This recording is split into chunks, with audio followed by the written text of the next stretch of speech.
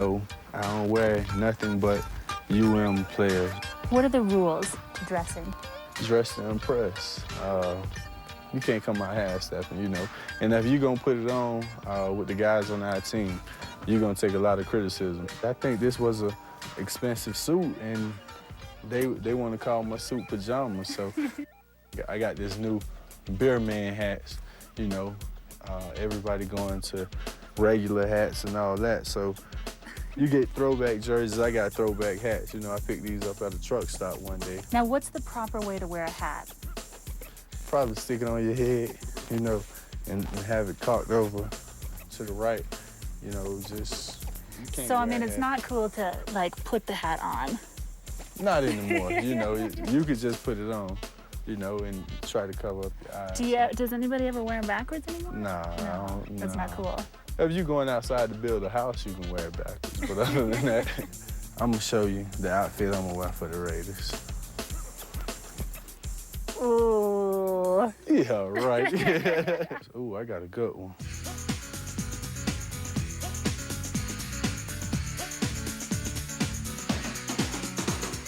I'm too sexy for my shirt, too sexy for my shirt, so sexy it hurts.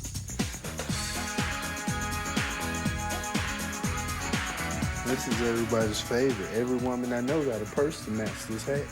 You peep out 100 from underneath the hat.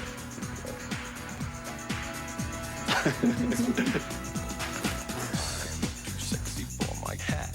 Too One do it sexy to your for house my hat. parties. Too sexy for this song. Share with me one of your personal goals. MVP of the league. This I year? Yeah, I would love that, you know, because I feel like if I end up being MVP of the league, a lot of things fell in place for the Broncos, not just myself. That means my teammates played great around me to keep defenses from focusing on me. So I come home with the hardware, but the team, you know, benefits the most. There's been a history of running backs who have won Offensive Rookie of the Year, who have come back the following year in their sophomore year and have underperformed. How do you avoid the sophomore slump? I got a phone call from Eric Dickerson, and he told me, he was like, hey, Clint, sophomore jinx, what does that mean to you? And I was like, he was like, well, don't answer that, it mean nothing. He said, they said the same thing about me, and I was like, that's a good point. It don't mean nothing to me. I mean, what's a sophomore jinx? If I have 1,500 yards on the head, was that a bad season? Or I have 1,200 yards and we go to the playoffs. I think that was a better season than I had last year. Now, from one Kane with style, Clinton Portis, to the Kane with style, playmaker Michael Irvin. Everybody knows Michael can rock that suit, dog. Okay, all right. So we see you. So now that you saw your man Clinton, you got to critique how does young man do in the style department? Clint, I like what Clinton does. Now, the only thing is, I'm the kind of guy, once I get up, I stay up. Like, I don't wear the throwback jerseys and everything. Right. It's more of a lifestyle for me. It's kind of like, if you feel good, then you look good. If you look good, then you play good. If you play good, you get paid good. And That's you can't kinda buy that off the rack, can you? No, you can't. You cannot buy that And you off the gotta rack. pay attention to details. I mean, you gotta watch it all. If I have a 2-inch cuff on the bottom of my pant, then I got a 2-inch cuff right here on my jacket. It's all, you gotta pay attention to the small things. Now, Got a Michael, lot of buttons. a lot of buttons. Now, Michael, one good critique deserves another. So, Mr. Clinton Portis had this critique of you. Michael Irvin and Shannon Sharp are the only two people I know that still wear apart. Good style? Apart is 2003. I don't think I'll be wearing apart. Come on, man. He's dogging your part. He's dogging all three of them, man. I understand. I would never let him go. This is my trademark. I'm But like, you know Shan, what? You know- that's a nice little shot right there, too. You know what? That's a nice Hey, that's a young Jack, man. Young Jacks don't understand old school. They don't understand. They don't still wear understand this throwback right here. jerseys, man. You got, once you get up here and everybody know you for your dress, you can't step out anywhere no throwback jersey, man. They trust. Plus, not somebody who's still playing. Anyway, still ahead on Monday Night Countdown. Hey, he was a Major League All-Star. But Denver's tough to beat at this altitude. Your ticket is punched. The stars are in sight. Everyone comes to play on Monday night. Hit it. Come on and hit it. Uh-oh.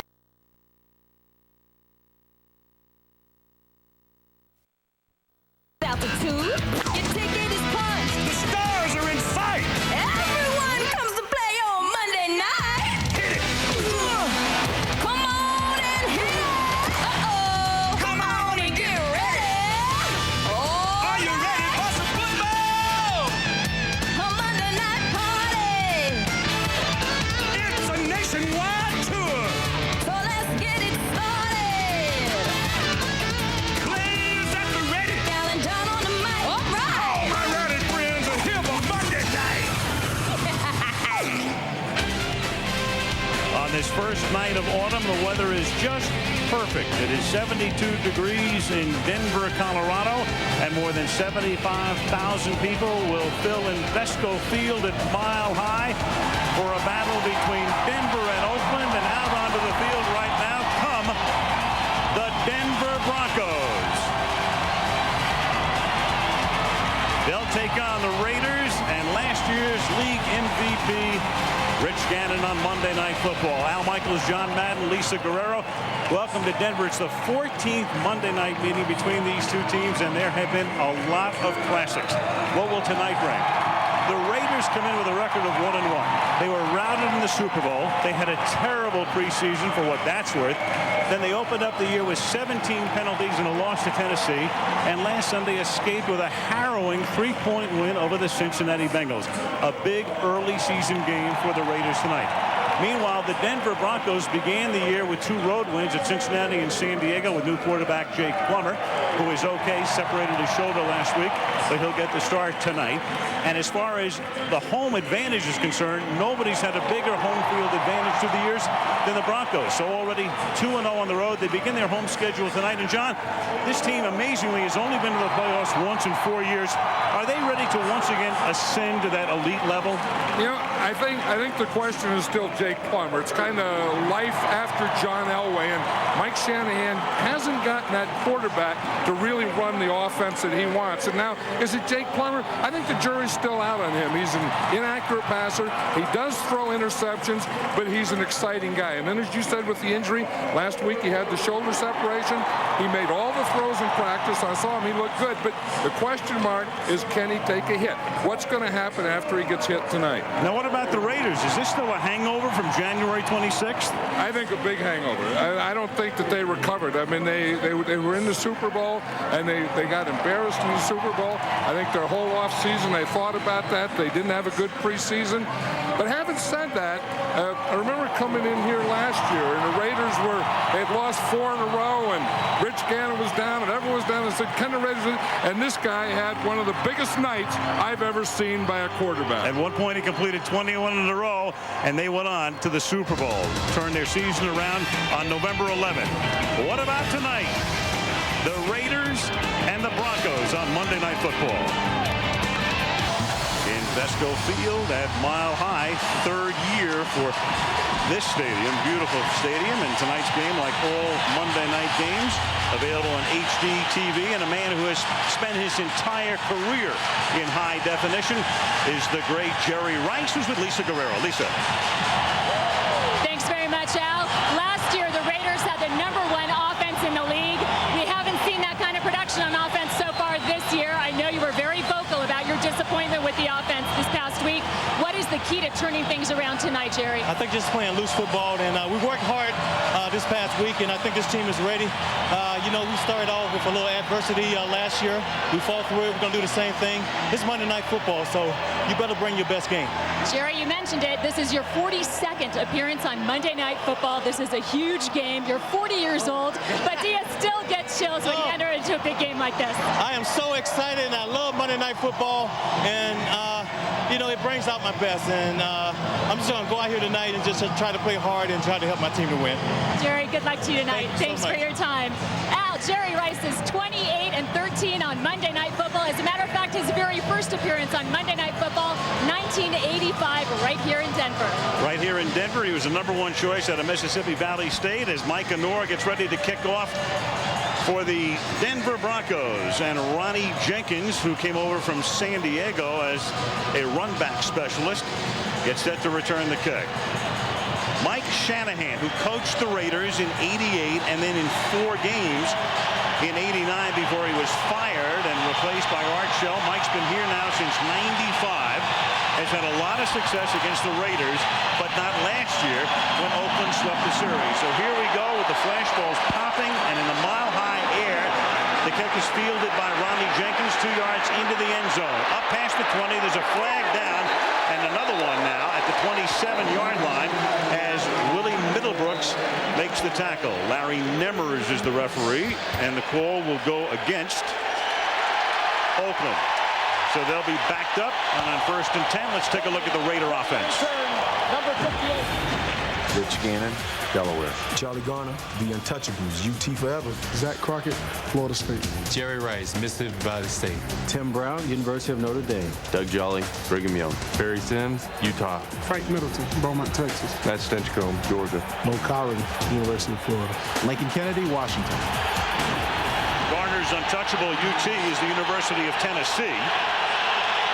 And they may need him to have a big night tonight to give themselves the best chance to win as Gannon gets sacked on 1st down.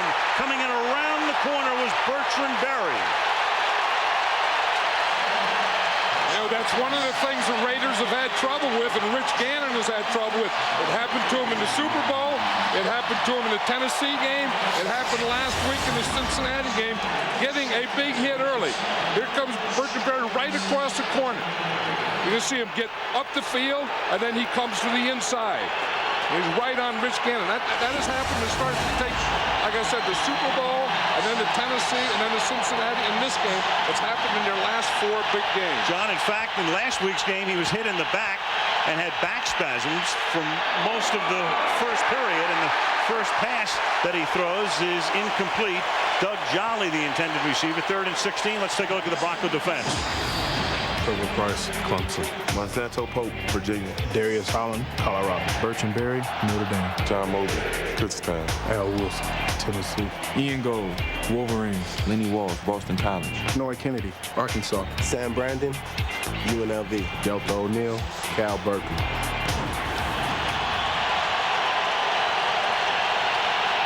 Now Gannon on 3rd down and 16 from the 9-yard line. 4-man rush. They keep it on the ground, and here's Garner cutting it back, and he gets up only to the 15-yard line. So 4th and long, Wilson and O'Neal make the tackle, and so the Raiders begin the game with a penalty, take a sack, 3 and out. Okay, the Broncos started their defensive end, Trevor Price, inside. And they have Reggie Hayward and Bertrand Berry at the defensive end. So that's a different look, you know, to try and get some strength inside. 1 for the pass rush on Gannon, and 2, the inside run. Shane Leckler off to a great start this season, and this is a booming kick fielded by O'Neal from the 23. He brings it back out to the 40-yard line. And let's take a look at the Denver offense. Jake Plummer, Arizona State. Clint Portis, Miami. Mike Anderson, Utah. Rod Smith, Missouri Southern State College. Ed McCaffrey, Stanford. Shannon Sharp, the Savannah State. Ephraim Salam, San Diego State University. Got Ben Hamilton, Minnesota. Tommy Nalen from Boston College. Danny Neal, Texas. Matt Lepsis, Colorado. So they leave it to Salam. He's the spokesman because none of the other guys talk to the media or do things like that. So Salam even put the Boston accent in there for Boston College beautifully from 1st and 10 from the 40-yard line, and they start with an end around. Ashley Lilly up past the 45 to the 48, and like Mike Shanahan in the past, he likes to start with an unusual play from the back of the playbook as we take a look at the Raider defense right now. And they have inactivated Dana Stubblefield. So it's Brayton, the rookie from Colorado, Perella, Rod Coleman, and DeLawrence Grant, with Coleman starting for Stubblefield. Barton, Harris had a great rookie year, and Romanowski, of course, the former Bronco. And then in the secondary, it's Buchanan and Charles Woodson outside, and Rod Woodson and Derek Gibson as the safeties. Rod Woodson was questionable coming into tonight's game, worked out before the game, and is starting. Had arthroscopic knee surgery a couple of weeks ago. And here is Clinton Portis, the bright young star, had a fabulous rookie year and off to a great year this year. Yeah, we can talk about Jake Plummer and how important he is to this offense, but this is the guy that makes it go. Clinton Portis is something special, and you're going to see him here, and he can take that thing and make 3 or 4 cuts on every play. He takes it inside, then when he gets to the second level, he makes his next cut. This guy is an amazing running back, and there's an amazing woman, his mother. Took her to his high school prom, 13-yard gain. He's off to a tremendous start this year in 1.5 games because he had a bruised sternum last week and missed the second half, and showing no ill effects whatsoever. Takes it to the 32 for a gain of 7. Yeah, it's interesting. The Raiders started with 3 wide receivers. The Denver Broncos are also starting with 3 wide receivers, trying to spread that defense out. And then you see, you can read the defense, and you get the secondary and linebackers spread out. Then you can find the running lanes in there, and that's what the Broncos are doing on those 2 plays to Portis. Bill Callahan took the team to the Super Bowl last year in his first year as a head coach anywhere. 2nd down and 4 from the 33-yard line. Portis, and he stopped at the 31-yard line. And for Jake Plummer, we saw him in preseason, but in Plummer's years in Arizona, he played in only 1 Monday night game. That was in 1999, and that game will only be remembered for being the end of Steve Young's career. Hey, that was when Aeneas Williams hit Steve Young, and that was the last play Steve Young ever played. I tell you, Jake Plummer, and I've said this before, that this is a perfect place for him. That if he can't do it here, he's not going to do it anywhere. 3rd down and 3 now from the 32-yard line. Keep it on the ground, and there's Portis. Came into the game averaging 6.9 yards a carry, which is fabulous. Tackled by Woodson, and he starts tonight's game averaging 8 yards a carry. 4 carries, 32 yards already. Well, you know, he's so special because he has that combination of good running moves and speed. You watch, it all starts up here in front. Everything that they do is zone block. They're going to man or zone the run side and then cut the backside. And Clinton Portis just uses his instincts. This isn't something you say, here, you run in this hole. He just starts, and whatever he feels, he makes those cuts. At the 20 on 1st and 10. Again, it's Portis trying to spin his way past Barton, but can't. Eric Barton, the 5th-year outside linebacker from Maryland, with the stop. Remember last week, Clinton Portis got hit in the sternum at the end of the first half, and he didn't even come out the second half, and he wasn't sure if he was going to be able to play. And then he said as the week went on, it got better and better. Said it took him 45 minutes after that hit before he could even stand up straight. They put Mike Anderson in. He had a good second half. And, of course, they played the second half without Plummer. And you know that story. And we'll elaborate later with Mike Shanahan saying it was a concussion when it was really a first-degree separated shoulder, which is a bad sprain in effect. Rolling left, throwing, floating one into the arms of Shannon Sharp, who tries to get to the end zone and does. Touchdown.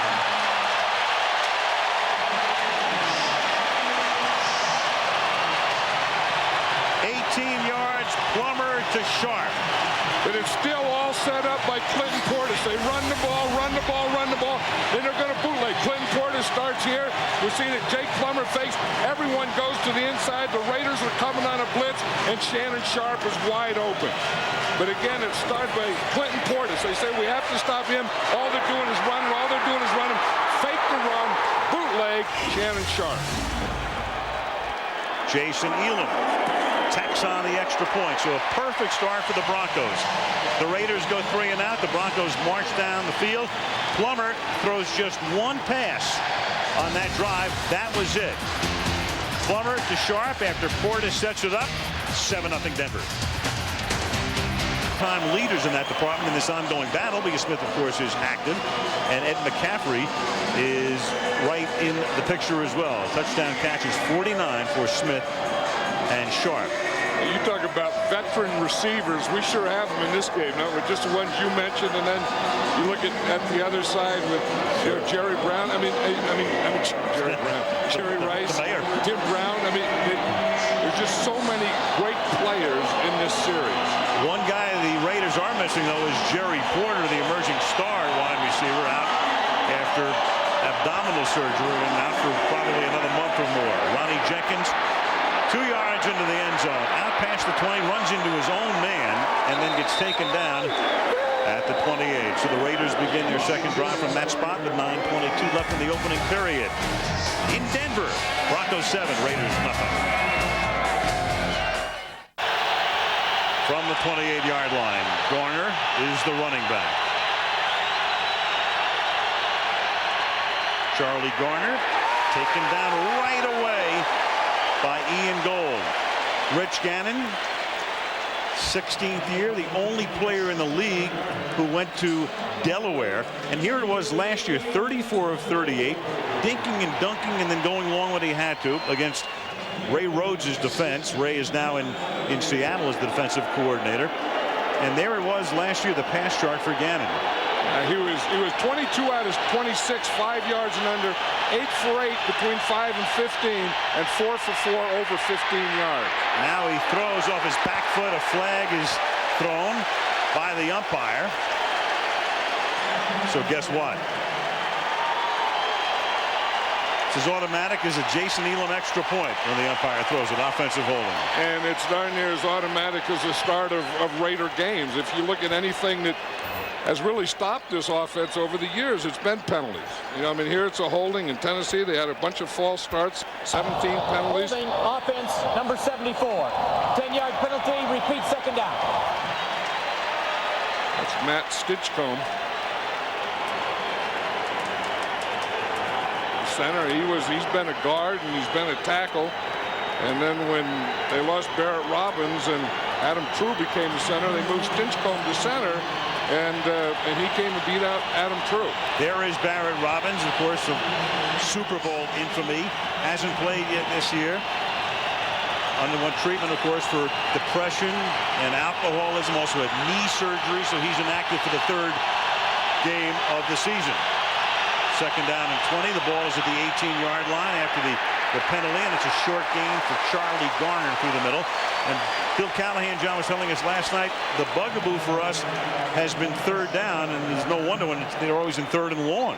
And then what causes a third and long is penalties and a combination of either incomplete passes or getting sacked or trying to run the ball and not making any yards. And I think, you mentioned earlier how Jerry Porter not being here has really hurt him. If you look at this Raider offense, other than Charlie Garner, they don't have any speed. And that's what it is. Then with no speed, then they don't threaten you deep, and then they can just, play everything tight. No speed and old age is a bad combination. Garner taken down by Ian Gold. So the Broncos come out on fire tonight, and the Raiders will kick again. When you talk about speed, Ian Gold is one of those guys. This Denver Bronco defense is built on the speed of the linebackers. They don't have a great front four, and their corners are still suspect, but their linebackers can move and get all over the field, and when they get there, make tackles. Leckler, whose first punt was 63 and averaged 54 last week against Cincinnati, and kicking at 5,280 feet. And another monster, but a flag is thrown as O'Neal backs up at the 20. And the one-time Cal Bear brings it back out to the 32-yard line.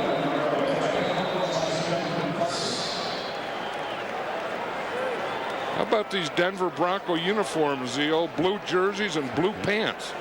Yeah, they voted on it. The players said, we like them. Mike Shanahan said, you guys do whatever you want to do. And they came out in the pregame warm-up with blue jerseys and white pants. I don't know what the heck that does. I don't know exactly what that's all about. Marketing and merchandising, basically. I think you just hit the old nail on the old head. Sales, cash registers. The kicking team player, number 87, ran out of bounds 5-yard penalty. Re-kick, 4th down. So they'll re-kick because Alvis Whitted ran out of bounds. And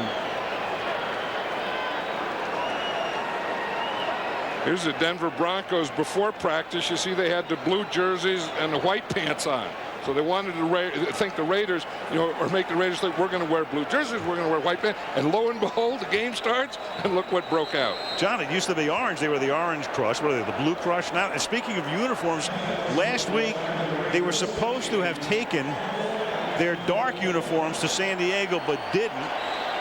They brought the whites down. San Diego was forced to play in the darker colors, and the league is going to fine the Broncos for not bringing the right stuff because they were trying to get an advantage because of the heat. Yeah, Mike Shanahan is going to get fined for that one, but he didn't get fined for the fib that he told about Jake Plummer's injury. Right, lying is okay, but when you do something to the fashion police, they will nab you. O'Neal brings this one back to the 45-yard line. 7:05 remaining in the opening period, which has been all Denver. Here comes Plummer. And the Broncos up 7-0. Clinton Portis, big first drive, big first 18 games in his career. Take a look at that. Steve Van Buren, Hall of Famer. Paul Lowe, an original American football leaguer, and then Clinton Portis in terms of yards per carry their first 18 games. Pretty good company. Yeah, and I think he deserves to be in that company. And if you could pick a running back now, who would you take? The way he's playing, I would take this guy because he has that great combination we talked about of being able to run and then has great speed. 1st and 10, and they dump it off to him. And he can barely get out of the backfield as Tyler Brayton makes the tackle. Some of the other notables, their first 18 games, the number of games that Portis has played. Take a look at that. Brown and Bo Jackson and Franco Harrison, Sayers and Barry Sanders, and all of those guys either with busts in the Hall of Fame, or Bo would have been there, a truncated career. Barry Sanders will be there. He's eligible next year. That's a list. And the only thing that Clinton Portis doesn't do well is catch the ball, and they're trying to work on that more this year. 2nd and 10. That pass is a little high, intended for Sharp, who was covered by the strong safety Derek Gibson. Will be 3rd down and 10. And I think Jake Plummer just took his first shot there, and that was going to be the question mark. We know that he has a separated right shoulder. They say it's a 1-degree separation. And everyone said, Jake Plummer said it, and Mike Shanahan said it, that we're going to see how he gets through that first hit. And looked like he just took that first hit, and he got up. Backing them up is Steve Berline, who was the only other quarterback. Last week they were down to 2, but in the ensuing week they have signed Danny Cannell as the number 3 guy. 3rd down and 10. And Plummer throws over the middle, and wide open is Ed McCaffrey, and his first catch of the night on 3rd and long is good for a first down, 14 yards. Yeah, that's the second time they caught the Raiders in a blitz. The first time was that touchdown. Here they catch him again, and you're going to see Ed McCaffrey working on Shaw right here. He brings him in, holds him with that move to the outside, and then breaks to the inside. 1st and 10 now at the 41-yard line.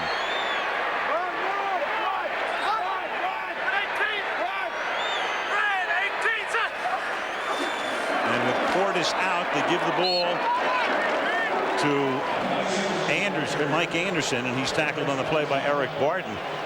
Look at Portis. He came off slightly gimpy, had his helmet off on the sideline, and he's still out of the game. Let's go back to that last catch by Portis. Well, remember the injury that he had coming in was a sternum injury, and I don't know. I mean, it doesn't look like he hurt that. But he's a little shaken, and so Anderson, who spelled him last week, is in the game, and they give the ball to Smith, and that is read perfectly by Trace Armstrong. And he was the one guy who was going to be between a loss in the backfield or maybe a 25-yard gain. Yeah, anytime the ball goes away, the end man on the line of scrimmage away from it has to keep containment. And when you've played in the league for 15 years, you're going to do that. When they start one way, you're going to stay on the backside. You see Trace Armstrong there? They started to go away. He smelt that thing, he saw that thing, and he tackled that thing. Armstrong, that game against the Broncos in December last year in Oakland, a big day for him. So again, it's 3rd and long, this time 3rd and 13. Plummer out of the gun, stepping up. Throws wide open is Ashley Lally for the touchdown. 44 yards. 2 3rd and long conversions, and Lally, who is an emerging star in the minds of everybody around the Broncos, shows you why they think he is. Well, he's the speed, and if the Broncos are going to go deep, it's Ashley Lally. But watch what Jake Plummer does. This is what the Broncos are trying to get him to do. Step up in that pocket, and then go to the side, and then keep looking downfield. And when you look downfield, you're usually going to find Ashley Lally. He's the speed guy. He's going to be the deep guy. And look at this. This is what you call a drop coverage by the Raiders. Elam tacks on the 14th point. Perfect beginning for the Denver Broncos as they try to keep their record perfect. 4:14 left in the period. Plummer with 2 TD passes. 14-0. Be open, Soldier Field. We go to Chicago for the first time since 1996 on a Monday night. Packers and Bears. Sunday night, the undefeated Colts against the Saints. And if the Colts win that game, they then go to Tampa on the following Monday as Tony Dungy goes back to Florida. And won't that be something? The Raiders sideline, they're talking about that last pass, and what it was Derek Gibson. He was a deep guy, and he jumped Rod Smith on the short pattern, and he let Lally get behind him. Ronnie Jenkins takes a knee in the end zone, and the Raiders will try to get on track from the 20. Ashley Lally out of the University of Hawaii. Aloha, 14-0.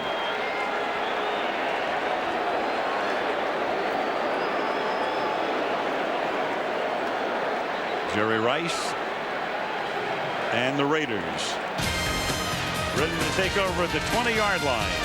Broncos 2 first period touchdowns. Yard line, the Raiders with Charlie Garner, and he stopped for no gain. And to this point in the game, the Broncos have gained 115 yards. The Raiders 1 yard. You want to see what happened on that touchdown? We're going to see Derek Gibson is here now. He has deep, and he has this thing. And when they come on and in, Rod Smith, he jumps it here, and he lets Ashley Lally get behind him. You see as they come here, he has deep. Now right there, you see him jump that. Here's Lally, and he's going to run right by. And if you have deep half, you have to stay as deep as the deepest. 2nd and 10 from the 20-yard line. This time good protection, but good coverage by the secondary, and he just has to fling it into the Raider bench. You know, John, speaking of Plummer, back to Plummer for a second. In 6 years with the Cardinals, he never threw 2 touchdown passes in the first quarter, and now as a Bronco, he did it last week, and he's done it tonight. Yeah, and again, I think it's this team. I think it's this system. I think it's this coaching staff. And in that first one, he had a heck of a lot of help from Clinton Portis. There is Jake, 4 of 5 for 76 yards. 3rd down and 10 now for the Raiders from the 20, trying to avert a 3rd consecutive 3 and out, and they can't. So they've had the ball for 9 plays, no first downs. Leckler comes in to punt for a 3rd time. And Gannon walks off. Same kind of look that we saw in San Diego 7 months ago, and Garner is shaken. What it is, they don't have a deep threat, and then they're just jumping all that short stuff. And if they can get him in long yardage situations, there's just no place for Gannon to go. Rod Smith is back to receive the kick. And this is a shorter Leckler boot. Fielded at the 36.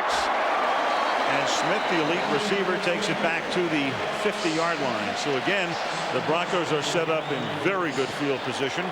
with 3:17 remaining in the opening quarter. You know, the Broncos came in here defensively, and they said that, you know, we have to be aggressive and we have to attack the Raider offense. We have to attack their receivers, their running back. And I'll tell you, so far they have really done that. Quite in contrast to what we saw last November 11th. Now, the reason Smith was back is there is Deltha O'Neal, who gets the attention on the Denver sideline. And Clinton Portis, meanwhile, is now back in the game.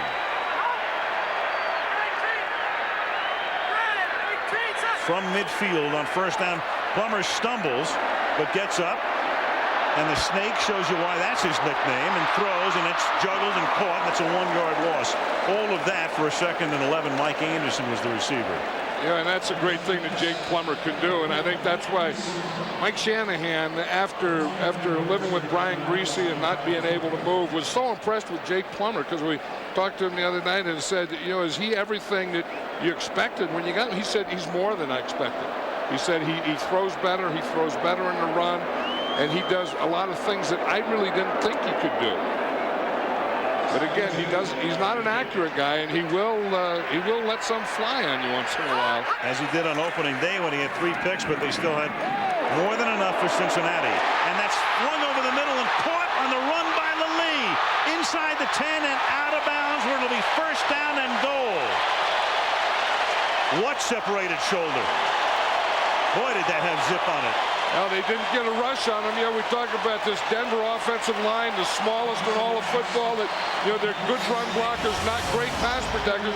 But I'll tell you, once you get the run going, the pass protection is a lot easier. And look at the pass protection for Jake Plummer. And because he had such protection, he was able to step up and really put everything he had into that one to Lilly. Watch him step up. And that's the thing that you have to be able to do. When you get a push up the middle and you can't step up, it's a lot tougher to throw. From the 7. The play clock goes all the way down and goes down so far they'll take a penalty here and make it 1st and goal from the 12. Yeah, we keep talking about offense, 5-yard penalty, still first down. You know, how that pass protection, it all worked again. I think a big part of it is still Clinton Portis, because that was play action pass, linebackers step up, and that's what opens the middle. So how do you not respect the run when you got a guy like Portis in the backfield? And they started out that way, you know, run, thinking you're going to run the whole game, and then make them get up there and then play tighter and tighter and react to everything he does. From the 12 on 1st and goal. Portis. He gets the penalty yardage back. It's 2nd down and goal now. One thing about Mike Shanahan, he's a great scripter. You know, that you look at, you know, guys in first quarters and how they play. Had 8 rushes, 7 passes, scored 14 points. But I don't think there's anyone better at starting a game than a Mike Shanahan coach football offense. He has been tremendously successful throughout his career in building early leads. 2nd down and goal. Bootleg. Plummer for the end zone. So he's thrown for 2 and run for 1.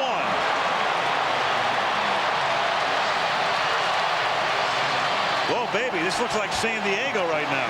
And I'll tell you another thing about Mike Shanahan. When he gets you down, he's going to put his foot on it.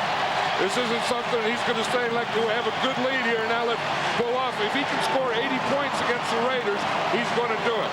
But again, it's a play pass where he gets you into the lead. It's, again, you fake the run, and then you bootleg, and Plummer's wide open coming around the left side. The game is 14 minutes, 6 seconds old. The Broncos have outgained the Raiders 170 yards to 1. Both backs go to the right. Now look how that sucks the whole defense over to that side. Jake Plummer out here all by himself. Everyone went to the left. Jake Plummer goes to the right of the defense. Watch the whole defense. Everyone here, all those white jerseys, there's nothing in there. So Jake Plummer can just see that in, so there's one way he's going to get it there. he knew the minute that wasn't an option for a pass or anything. That was going to be a run all the way. Watch Bill Romanowski here. He's going to stop that run. He's going to get in there. He's going to keep containment. But he didn't see Jake Plummer until he was about 5 yards beyond him.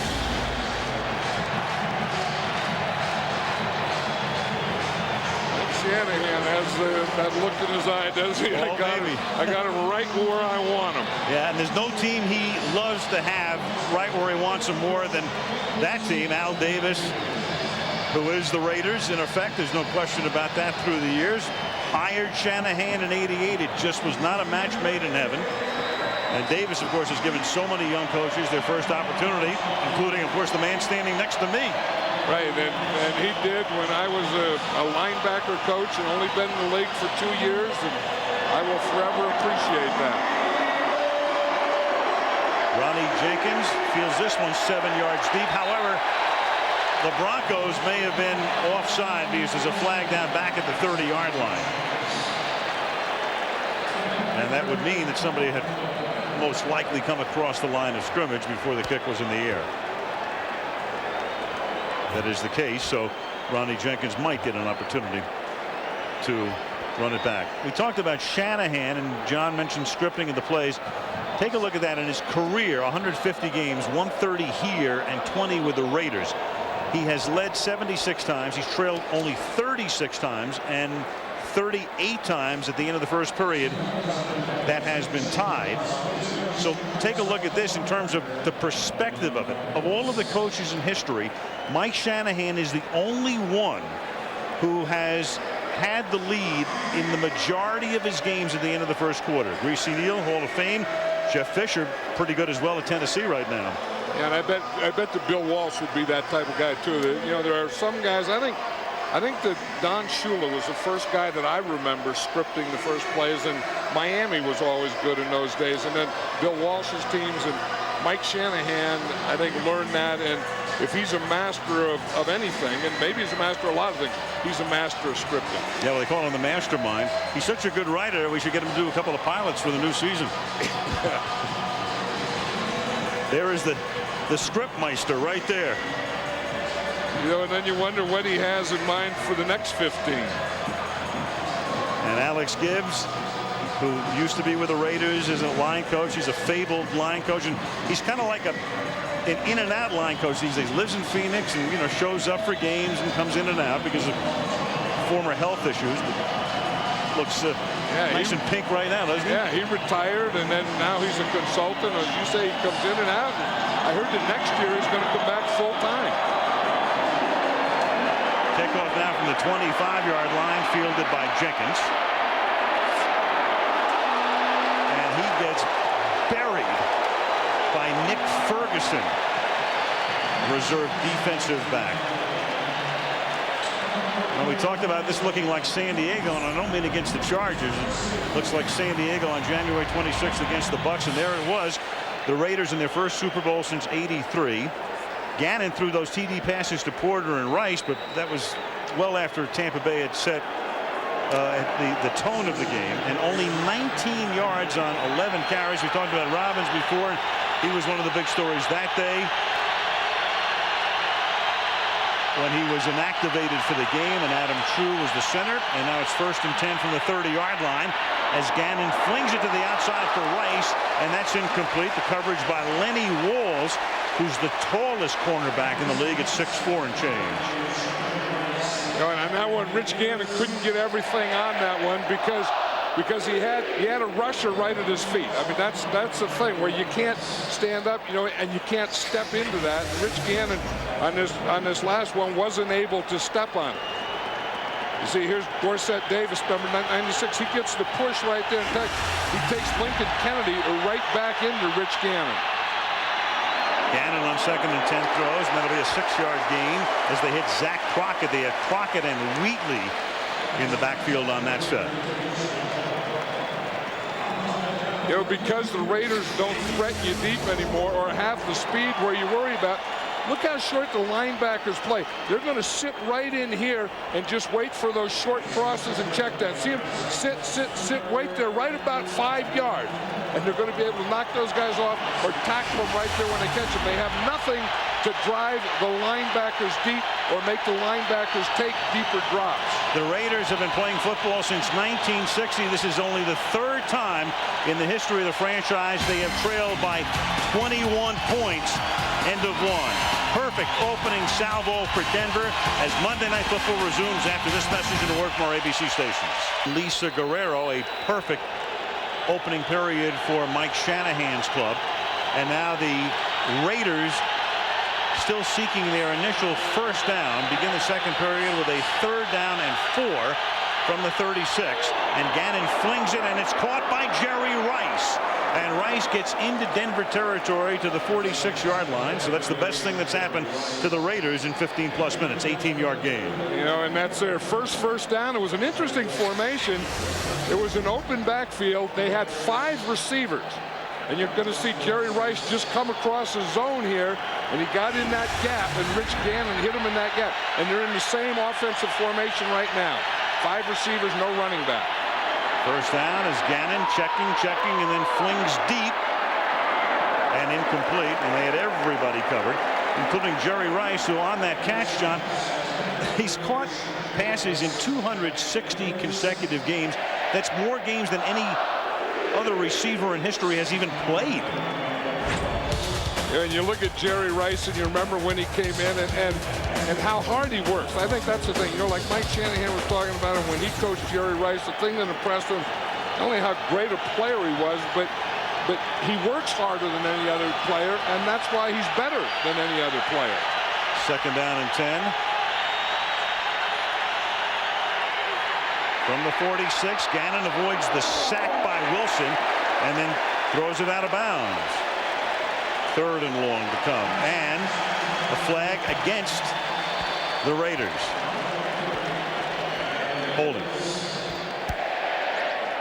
I tell you, the Broncos blitzed on that one, and Al Wilson came through, and no one touched him. Holding offense, number 74, 10-yard penalty. Repeat second down. So that becomes, do you want a 3rd and 10 or a 2nd and 20, and they opt for the latter. Here's Al Wilson right here, and you're going to see him. He just hits that cross, and no one touches him, and he's the one that made Gannon step that way, and then Rich Gannon just had to throw it away. The holding was on Matt Stinchcomb. Tyrone Wheatley is the sole setback on 2nd down and 20. Ian Gold showing blitz. He backs off, but they come from the other side, and then Gannon throws, and the pass is caught at the 39. Beautiful catch by Doug Jolly, who gets blasted by Sam Brandon, but he's able to pick up 17 and sets up 3rd and short. That's the type of thing that they have to get. They get Jolly down now behind those linebackers. You see earlier they were running everything to or in front of the linebackers. Linebackers are playing so shallow. Now you have to get down to that next level, that level between the linebackers and the secondary. 3rd and 3, and that's unusual. It's only the 2nd time this season the Raiders have had 3rd and 3 or less. And then what happens? Yeah, then if that's a false start, it's 3rd and 8. Mo Collins. Number 79, 5-yard penalty, still 3rd down. That's crazy. They get into 3rd and short and then take themselves out of it. And that's what they want. You know, Bill Callahan was talking last night about staying in manageable downs, and that 3rd and short is one of those downs. Then they get there and they're all set to go, and their right guard jumps off sides, and now they're 3rd and 8. They don't have a lot of plays to make 10 or 12 yards. I mean, that 3rd and 3 gives you a lot of plays. 3rd and 8 limits you by about half. And they come up in a relatively tight formation for 3rd and long. Send Wheatley out of the backfield as they loosen it up. 4-man rush. Gannon slips to his left, going deep and too deep for Tim Brown. Deltha O'Neal and Brandon back on the coverage 4th down. But I think they finally realized that they have to stretch his defense. If you just look at the defense so far, the Denver Broncos, they look way too fast for the Oakland Raider offense. And then they were doing all that short stuff, and they were just getting tighter and tighter and tighter. At least now they're throwing something to try and stretch the defense a little and loosen it up. Shane Leckler. Already a busy night for him. His 4th punt. Delta O'Neal, who couldn't run back the last punt, and that's a one-hopper. O'Neal was being worked on the sideline. He is back. And that lands inside the 5, and it is Alvis Whitted who gets down there and is able to save it from going into the end zone.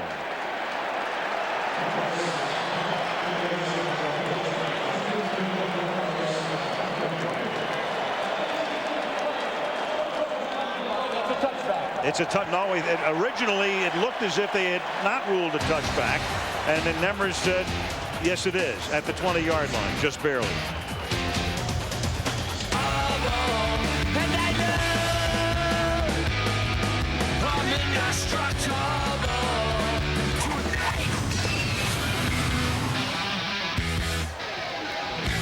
Jake Plummer. We trust in Jake, said the Bronco organization. He threw 2 touchdown passes in the first quarter last week, then came out of the game with a separated shoulder. Burline picked up for him, and now 3 touchdowns here in the opener against Oakland, the opening quarter. 2 through the air and 1 by himself on the ground. From the 20.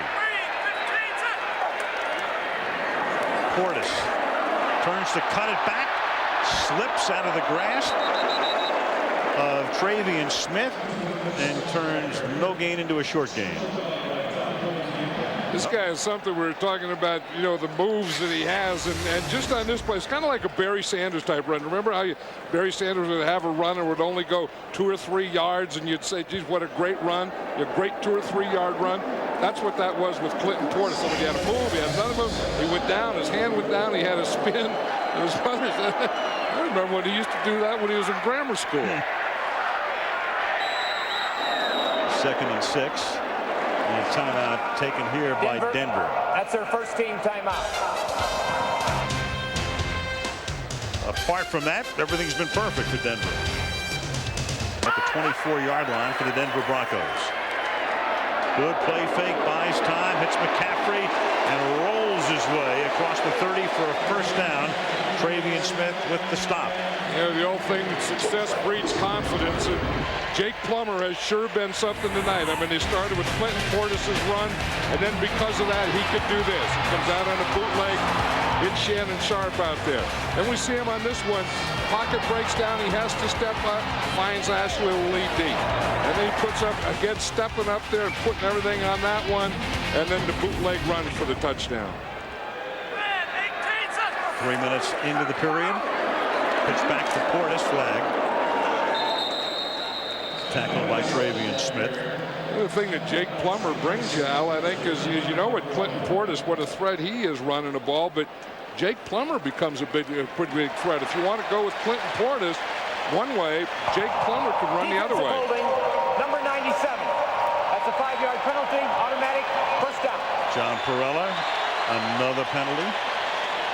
Plummer in an unusual situation now with Denver, because at Arizona, apart from the year they went to the playoffs, 98, almost in every game he played from behind. Take a look at that. For instance, last year, only 35 passes in 16 games with the Cardinals out in front, and 385 passes, more than 10 times as many with the Cardinals trailing. So he was always playing catch-up. And I was talking to him about that the other day, and he said that's one thing he has to learn here is to play with a lead. I said, well, what's the difference? He said, if you're behind, he said, and there's a throw you think you can make, you have to throw it. He said, and you force some things. He said, when you're ahead, you don't have to make every throw, and you never have to force. 1st and 10. Checks off, and then McCaffrey goes down, and that's incomplete. With Plummer throwing so many passes when trailing last year, look at that. Last year, while Plummer threw 7% of the time with his team ahead, Gannon 51%, and that, of course, That doesn't mean that 49% they were behind, because they were tied a lot of that time. And Gannon with the second highest percentage mark in the league to Jay Fiedler last year. Yeah, Gannon last year, the MVP in the league, and had a great year and just a bad Super Bowl, and then really hasn't recovered from that. Second down and 10 from the 36. Plummer, look out, dumps it off, and it's incomplete. There's no flag for grounding because there was a receiver in the neighborhood. That neighborhood being Greeley. You know what the Raiders have done? They've gone to a three-man line. They got Travion Smith in there now, trying to get more speed, and then they can blitz linebackers. Here you see Bill Romanowski. He's just coming, and he runs right over Clinton Portis. Now, that wasn't a good block by Clinton Portis, but I'll say this. Clinton Portis is a good blocker. He wasn't good there, but that is another part of his game that he does well. Third down and 10. Anderson comes in on third down out of the shotgun. The Broncos have not trailed for a second this season. So Plummer with a 21-point lead, buying time, rolling, looking, throwing down the sideline, and then throwing it away. That was a smart thing, because once you get to the sideline, obviously if you step out of bounds there, then that's where the ball is marked or spotted. If you throw it away, once you get outside that tackle box, you can throw it away. So if you throw it away, then it goes back to the original line of scrimmage. For the first time tonight, Mike Ganora comes in to punt. I think that three-man line and a little more speed on defense has helped the Raiders. Philip Buchanan, who was their #1 draft pick last year, the cornerback from Miami. Short end-over-end kick. Buchanan takes it from the 29 out to the 35, and the Raiders will try to regroup there with 11:05 remaining in the half. Mr. Portis tonight, 7 carries for 44 yards, and the Broncos up 21-7. Now Oakland from the 35, 4 minutes into the second quarter. Charlie Garner is back, and Barry Sims, who was flagged 3 times early in the game at Tennessee on opening day, moving here. This would be their 7th penalty. False start offense, number 65. 5-yard penalty, still first down. And part of that can be, that you're playing away and it's tough to hear, and the toughest position to hear are the tackles, because the wide receivers, it's not important to them, but they can watch the ball. The guards are right next to the center, and of course the center has the ball. The Raiders have gained 42 yards and have been penalized 50 yards from the 30-yard line. Gannon underneath to Rice with room to roam. And Jerry gets up near a first down before he's forced out of bounds by Kelly Herndon. He's a little shy, a yard shy. Yeah, we looked at the first 15 plays and the scripting that Mike Shanahan had for Denver. And if you look at the same thing for the Raiders, you see that they ran 4 times, but they only got 9 yards. They passed 11 times. They were 4 for 10. They had a sack in there, and they didn't score any points. John, in television terms, Shanahan goes to syndication for 20 years. And Callahan's script gets canceled after the first week. 2nd and 1 from the 44. Wheatley and Crockett in the backfield. Tyrone Wheatley, former Giant, New York Giant, out to the 50-yard line, gain of 6, and it's first down. You see who they ran right behind? Langston Walker. It was funny. He kind of looked like he was in motion. Langston Walker is a backup tackle, and he comes in as a tight end in short yardage situations, but he started on the left side, and then he comes in motion. Now, you never see a big old 66 go in motion. Watch, here he is here. Then he gets over here, gets lined up, and then they're going to run right in behind him. If you have a big guy like that in there, that's what you use him for, and if you're going to use him for that, you may as well go to him. Big guy running behind a big guy, and they flip it back, and it's all the Raiders can do with Charlie Garner covering it up at the 38-yard line.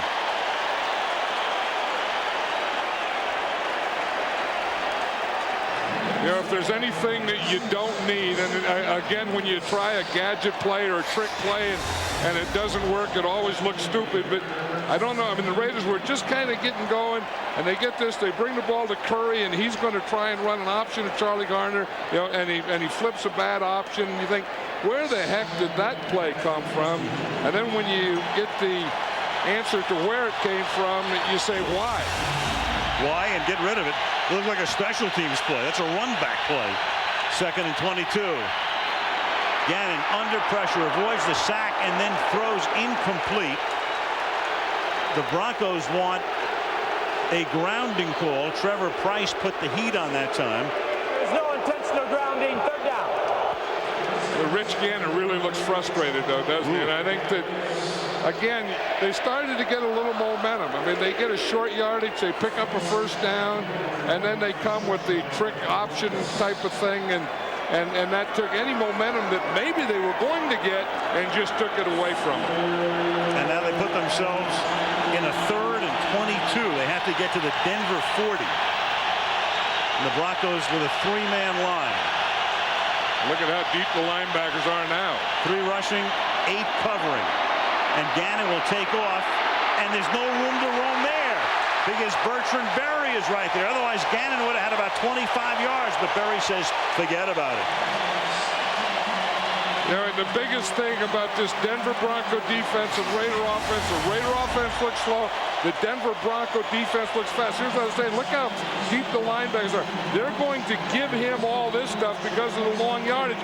But with just a 3-man rush, he has plenty of time. But that Denver Bronco speed I was talking about catches him and doesn't let him make that run.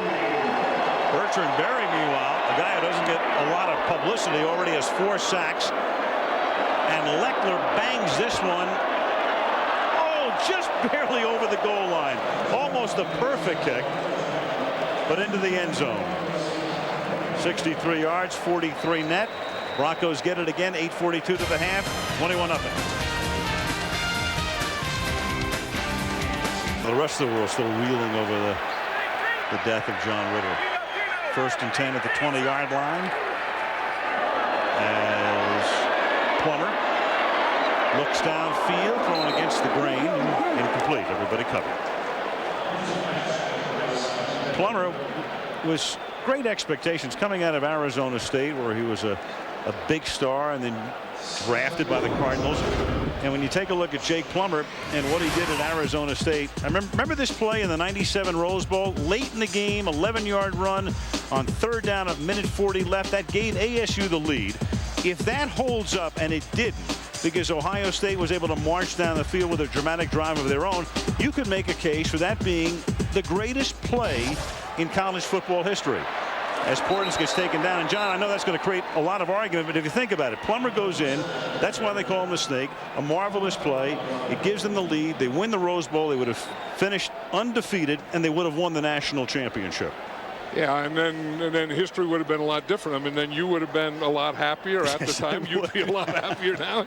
You wouldn't remember that play. I don't want to think about that Ohio State drive, and then David Boston was such a big guy on that drive, and Joe Germain took him down, and the Buckeyes won it.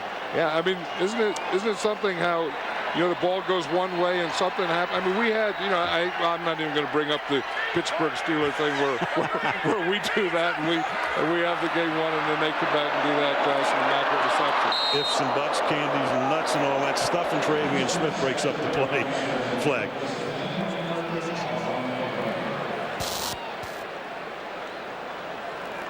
But Jake Plummer, I remember when, you know, he was coming out of college. Defense, offside, 5-yard penalty, repeat 3rd down.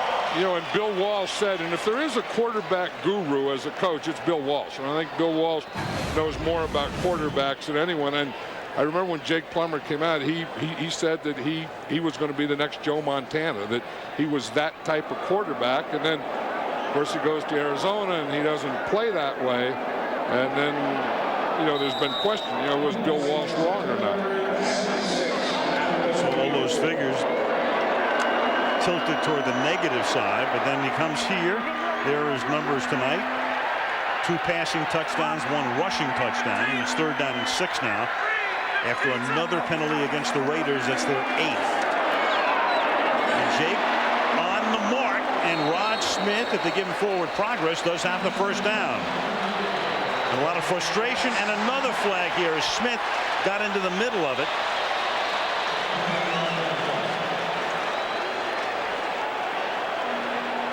Yeah, this is one of those point penalties. You know, it always happens when you have that kind of fracas there, and then they both point to the other guy. You know, it was him. No, it wasn't. It was him.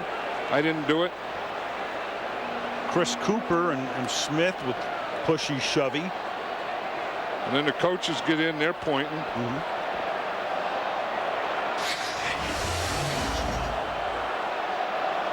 Look at this, the umpire, he's going to break it up, and he got punched with a right hand. Whoa. I mean, that was a real right hand. That's Rod Smith. Watch number 8. I mean, he's going to punch the Raider, and he punches the umpire right in the face.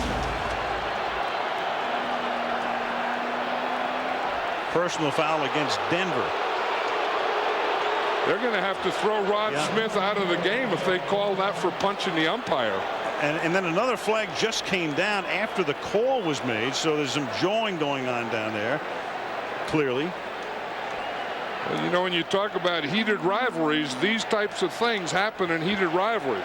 Not punching an umpire, but these type of multiple fouls. After the play was over, we have 2 dead ball fouls.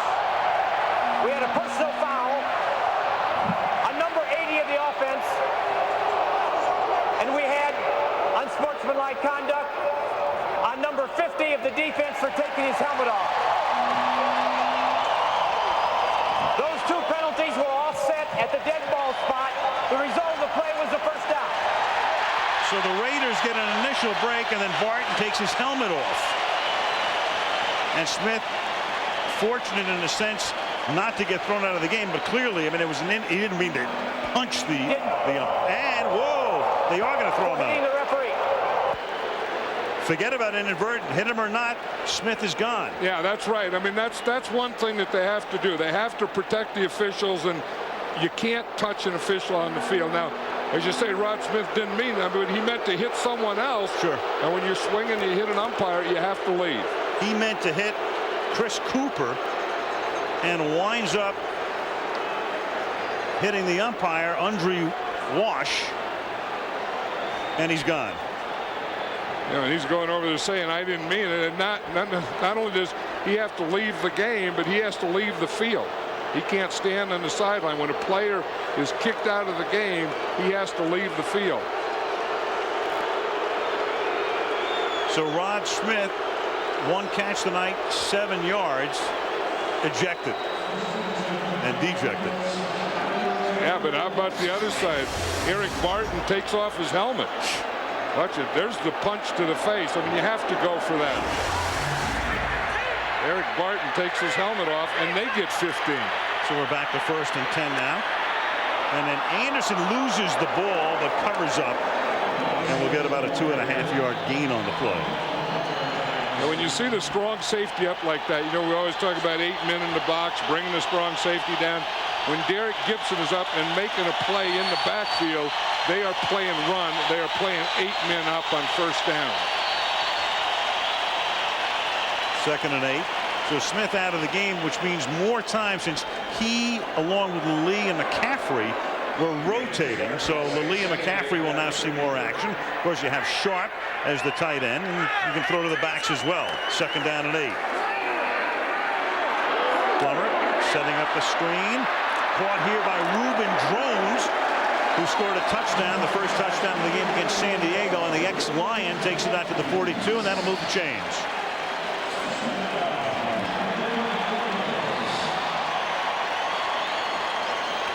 Portis, meanwhile, out of the game for the moment. Muscular pain, residual pain from the chest bruise last week, and we're working on his right arm, so for the moment, Clinton is on the bench. He said that last week he took a helmet right there in the sternum. He said he doesn't know how but the helmet had to get up under the pads. Like I said earlier, he couldn't even stand up for 45 minutes. 1st and 10. They give it to Anderson, and let's go back and take a look at how Portis got hurt last week. You're going to see, he said that reminds him that he has to get low, because the tackler came in and got his shoulder pad underneath Clinton Portis' shoulder pad. And we were talking about that. I said, how do you stay low? And he goes, well, when I take a hit like I took last week, he said, that reminds me that I have to stay low. If not, some bad things happen to him. And Anderson who had a 1,000-yard season a couple of years ago. 2nd down and 7 from the 45. Jake taken off. Looks like the Rose Bowl. Inside the 20, out of bounds at the 15-yard line. They're starting to love Jake Plummer here now, Al. They weren't sure about it before, but they know now. It's Valentine's Day. Right, they catch Eric Bart, number 50 is in a blitz, and he comes and he feels him coming, and then once he gets by there, the thing is wide open. And Jake Plummer has a great feel for it, but he also has speed. So when you have a healthy Clinton Portis able to run the ball, then if you want to go with him, Jake Plummer coming out the other way, this could be a very, very dangerous offense. That's a 40-yard run. That's the longest of his career. Timeout Denver. 4:43 to the half. 21-0 Broncos. Was here for a while as well. And now, and then of course Bubby Brister was here too. We forget about that. But now it's Plummer's team, and this is Plummer's night. But you know, when you look at Greasy and you look at Frott, they couldn't do the one thing that this guy could do, and that's run. So after that 40-yard run and the timeout, Plummer to the air, guns it, first down. Eddie McCaffrey gets hit by Gibson, but it'll be 1st and goal at the 4. And they're just beating them every way you can. They're just too fast to him. They're too quick for him. And again, the protection is there. And when it's not, Jake Plummer can make the play. I mean, he can step up and get around. You see, McCaffrey starts in here, is in the outside, comes underneath, and it's a zone defense, and he just keeps working across. Don't gain depth. Stay between the linebackers and the secondary. Anderson and Drones are the running backs. Anderson, the fullback, Drones in motion. 1st and goal from the 4. Mike Anderson gets necktied by Roderick Coleman in the middle. 2nd and goal. One of the things we haven't mentioned is that Dana Stubblefield in there, and that's why Coleman is in there, and that's one of the things that the Raiders are kind of missing in that inside run game. But having said that, Dana Stubblefield wouldn't have made a difference in this first half what the Denver Broncos have done to the Oakland Raiders. Roderick Coleman had to start, and he's a good player, but he usually comes in on passing downs, and he's in a rotation, and now he has to start and play the whole time, and you can see that they're starting to get a little worn down too. Of course, if they hang another touchdown on them here, then they're all going to get tired. We've seen some big comebacks in this series, but 28-0 would be, I don't know if to tell you, very difficult. Let's check in with Lisa Guerrero. Lisa. Thanks, Al. All right, you guys were talking about the Broncos' blue pants earlier in the game. They haven't worn blue pants since the preseason of 1997. At the time, they took a team vote as to whether or not to wear those pants in the regular season. Shannon Sharp told me the other day that vote was 42-1. The one dissenting vote was John Elway's. Well, fast forward to 2003, Shannon said they took another vote and they decided unanimously wear the blue pants. Guess what? They may never take them off. Yeah, not after this performance. And it's so funny. I mean, we think about the Broncos in those old uniforms, and when they went to this new logo, I think they called it a cyber horse. I mean, everybody was shocked, but all of a sudden you win back-to-back Super Bowls and people fall in love with that fashion. Right, anything you think is ugly until it wins, and then when it wins it becomes beautiful. Those are the best looking uniforms I've ever seen. Eye of the beholder. 2nd and goal. 10th play of the drive. Anderson takes it down inside the 2. You know what you have to expect now? It seems like every time the Broncos get down here, their big play is a Jake Plummer bootleg. And I would anticipate if it wasn't that play that this next play would be a bootleg. Because that, you know, and the last time that he ran the bootleg for a touchdown, there was no option. He just faked it. He just ran out to the left. I think that if he did it again, it would probably be an option with a pass. Or a tackle eligible. They hit Cooper Carlisle last week for a touchdown pass. There he is. He's in there now. Yep. Timeout, Oakland. That's their first team. Oakland wants to make sure they've got him accounted for. I mean, these days everybody scores. Warren Sapp, Cooper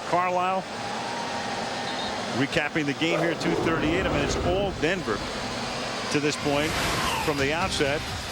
Oakland went 3 and out, and then it was Shannon Sharp on a 3rd down play, 18 yards. And then Plummer here hits Ashley Lally, blown coverage, 14-0. And then Jake does it himself, all in the first quarter. All in the first 14 minutes and 6 seconds. 21 zip, and inside the 2 now. And that last play that we just saw there is the one that I would expect now. Because he is such a threat with that ball, you know, that he can, again, you know, we talked about the running backs and the running game. You have to stop that. Clinton Portis isn't in there, so that isn't going to have the same effect. But when Jake Plummer runs with the ball, he not only runs with, you know, knowing where he is, but runs with great speed. Anderson is the tailback. Fake. Here goes Plummer looking to run, but instead he's going to have to throw it away. That was Trace Armstrong putting the pressure on and breaking the play up. And that's the second time that Trace Armstrong did that. They tried to reverse on him, and he was out there. Now they tried to bootleg. Remember, the other successful bootlegs were to the right. This one is to the left defensively. And here he is right here. And when you start away, Trace Armstrong isn't going to go. He's looking for bootleg. So he sees both backs away. He comes up the field and contains bootleg. Jason Elam, chip shot here. 20-yard attempt. Mike Ganor does the holding. And it's 24-0 Denver. And Monday Night Football from Colorado being brought to you by Southwest Airlines, proud sponsor of the NFL and official airline of Super Bowl 38. Snickers, home of the weekly Hungriest Player Award. Buick, the spirit of American style, and Coors Light, the official beer sponsor of the NFL. Cold down easy. You know, John, I'm thinking about Elam, and he just kicks that chip shot field goal. He holds the record along with Tom Dempsey, a 63-yard field goal, which leads us to last week's game. I mean, that fabulous game, the Giants in Dallas. In the history of the league, the past 50 years, the Giants were only the second team to lose a game in which they had taken a lead with as little as 11 seconds left in the fourth quarter. The only other game in the past half century was the game in which Tom Dempsey won it for New Orleans against Detroit. Detroit had taken the lead with 11 seconds left. New Orleans got it into position for Dempsey's kick, and Dempsey won it. Yeah, but there was no squib kick that went out of bounds to put the ball on the 40-yard line before that. No old squib kick. That was the thing. When you directional kick a squib kick to the corner, trouble is right around the corner. Ronnie Jenkins ready to run back the kickoff. Elam, 11th year, drafted him 3rd in '93. Career-long Bronco. Played his college football at the University of Hawaii, and that one is about 8 yards deep in the end zone. Our 7 days to Monday night feature is part of our halftime tonight, and Shannon Sharp is the subject. After practice, I get massages because I'm sore. Shannon always has a couple of problems. His ankle is off, usually. This should be right here like this. And this ankle bone is higher than the other one. How many guys do you think have played 14 years in the NFL and don't have something that's off? You got to have your ankle off, your knee has to be off, your shoulder has to be off. But 14 days. I mean, if that's all you have is your ankles off, you've got a pretty good career. From the 20. Gannon throws, and that's caught along the sideline by the tight end Jolly, and he picks up a first down. You know, we were talking to Rich Gannon last night. He was saying the Super Bowl, and you know, at halftime, he said just before halftime he looked up and he said he knew the score was bad. He said, but the thing that bothered him was that he only had 3 first downs. There it is. Right, and then you look tonight, the first half, they've only had 3 first downs. Gannon slings it. That's caught by Jolly again up to the 40. So we've come to the 2-minute warning, and the Raiders trying to get anything on the board. all Denver in Denver. Thunder's exhausted, 24-0. Sharp 7 days to Monday night. John and I look forward to next week's Packers-Bears matchup as they reopen Soldier Field in Chicago next week on Monday Night Football. 2nd and 4 at the 2-minute warning. Ball at the 41.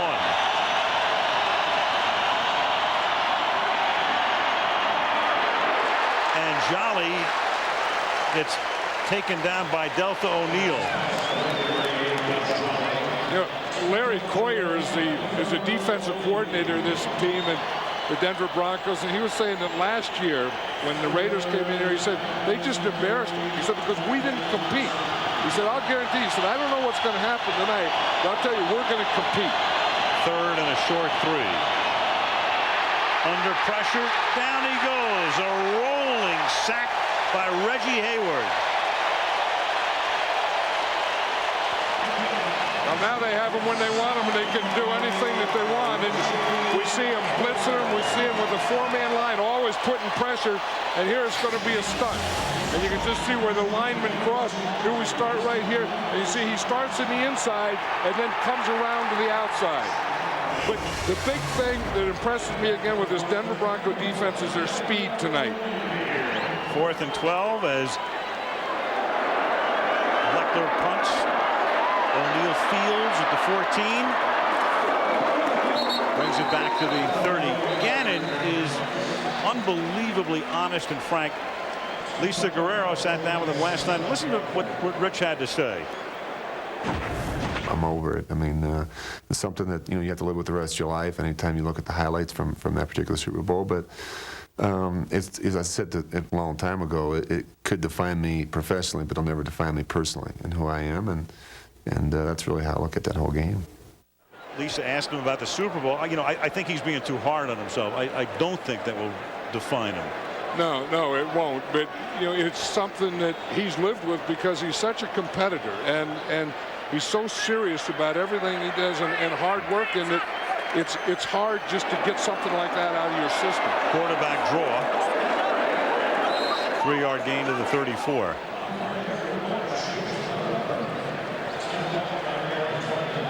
Take a look at this. The greatest comebacks in the history of Monday Night Football. Raiders did it against the Chargers. They were down 24 points in 82. The Raiders against the Broncos. You know what the interesting thing is about this game?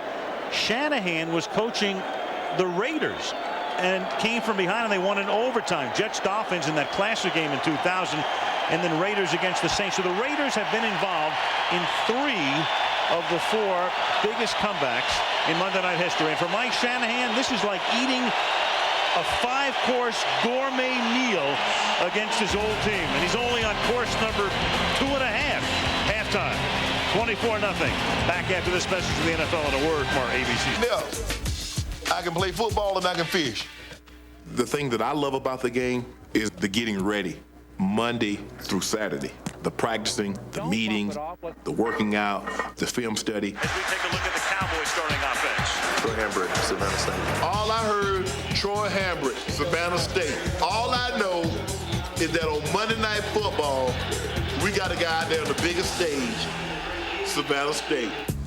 On Tuesday, I go over there and I'll clean my locker up, disinfect it, and make sure everything's hung up neat.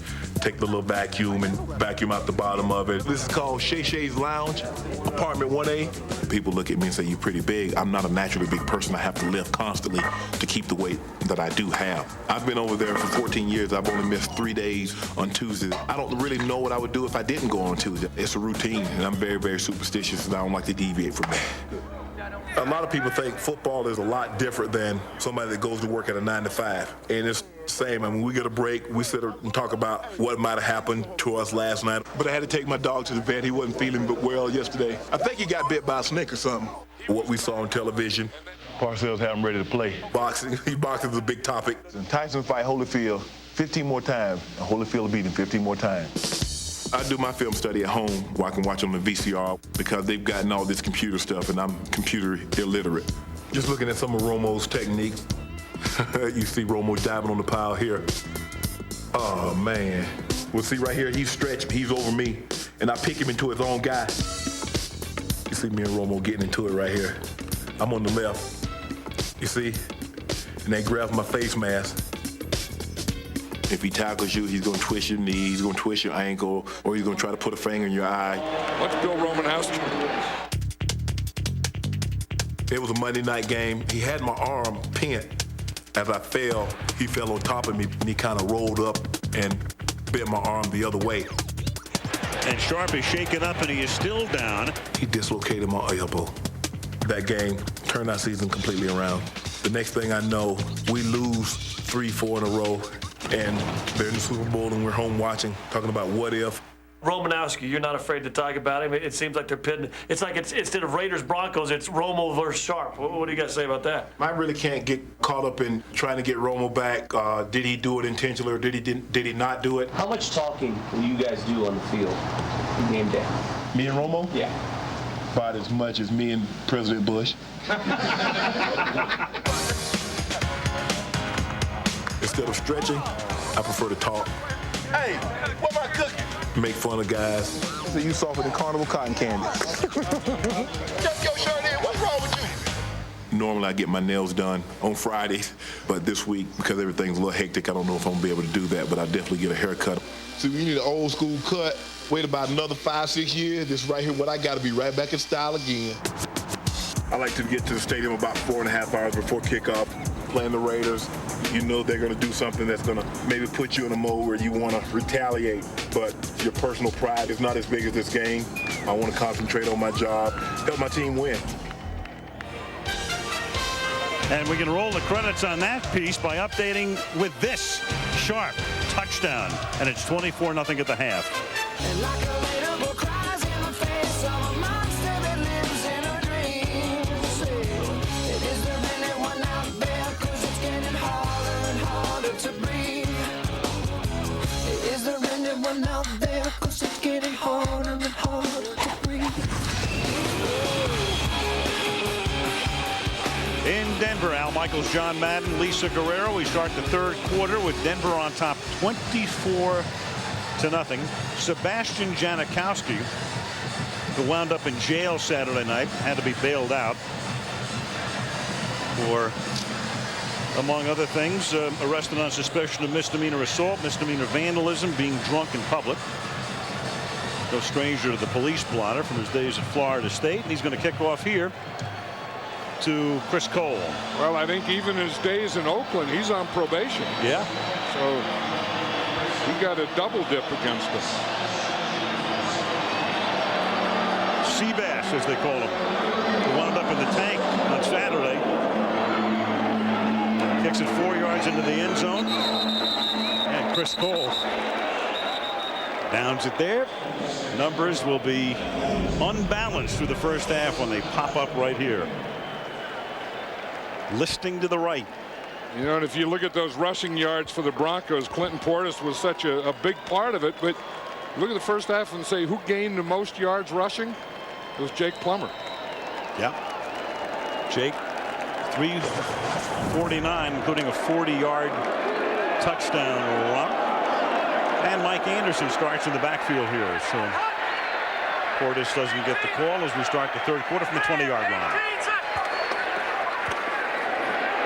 Jake to the air. Jake throwing on the run. Ashley Lally, who got position on Charles Woodson and picks up a first down. Yeah, and that's what speed does. And Jake Plummer has really thrown the ball right, left, middle. If you look at his pass chart here, look, he was 2-2 to the left, 2-3 in the middle, 0-for-1 under 5 yards. And then he threw the middle, 2-for-3 to the left, 2-for-2 in the middle, 0-for-2 to the right, and then over 5 yards, 1-for-2 to the right. That he's done it. He's thrown the short pass, he's thrown the medium pass, and he's thrown the deep pass. From the 39-yard line, Mike Anderson chugs for 4. Tackled by Coleman. And you think he throws so well outside the pocket, but he also throws pretty well inside the pocket. And if you look at between the hash marks, he's 9 for 12 for 112 yards. Outside the hash marks, or running to the outside, he's 2 for 5, but 62 yards and 2 touchdowns. Of course, that's with that bootleg that he's so effective on. 2nd and 7. Opening drive of the second half. Lee on the end around. Cannot turn the corner, and that's Rod Woodson who comes up to make the tackle, and then Rod has to remove his helmet, check his lip and teeth. Woodson had arthroscopic knee surgery within the past 2 weeks, 13 days ago to be precise. And there is the man named to the 75th anniversary All-NFL team a number of years ago. And he's continued on. And of course, he had to play last year here. That was a season turning play. And look at that, 17-1 in his years with Pittsburgh, San Francisco, and the Raiders on Monday night. But that's at the moment likely to go to 17-2. 24-0 Denver as Plummer throws out in the flat. McCaffrey gets open, and he gets rolled down by Romanowski, and that's a first down. And let's check in with Lisa. Al, when I asked Bill Callahan at halftime, how in the world do you try to start to get back into this game? He says we've got to completely regroup. We've got to stop making penalties. We've got to stop jumping off sides. He said, look, the penalties are killing us, and we've got to keep our composure. Meanwhile, the Broncos' Clinton Portis looks to be questionable for the second half. Of course, he left the game in the second quarter with chest pains. Al? With a bruised chest last week in San Diego, and then the residual effect here. And if you have to miss Portis, this is a pretty good time to do it with a score 24-0, and a guy like this able to spell him. Mike Anderson looking like Portis, looking like Terrell Davis. And he's out of bounds just shy of the goal line. Rod Woodson saved the touchdown for the moment. You know, and this is the old Denver Bronco type running for years before Clinton Portis. It was you line up here, you make one cut, and then you run downhill. And that's Mike Anderson. And what a plus he is. Mike Anderson, when he was a tailback, was gaining over 1,000 yards. Then they get Portis, and then they put Mike Anderson as a fullback, but he's also the backup tailback. And there's Portis watching his backup. Go, go, go. And Denver takes a timeout. Something they've done 3 times now following a long play. Having a tough time getting the play in, or Plummer reading Shanahan. That's the 3rd time now Denver has used a timeout after a long game. And it's that same type of situation where Plummer has to go all the way down the field, and then somehow he's not getting the play in there, and he keeps, you know, you can tell that when they keep pointing to their helmet that they're not hearing the play or not getting the play.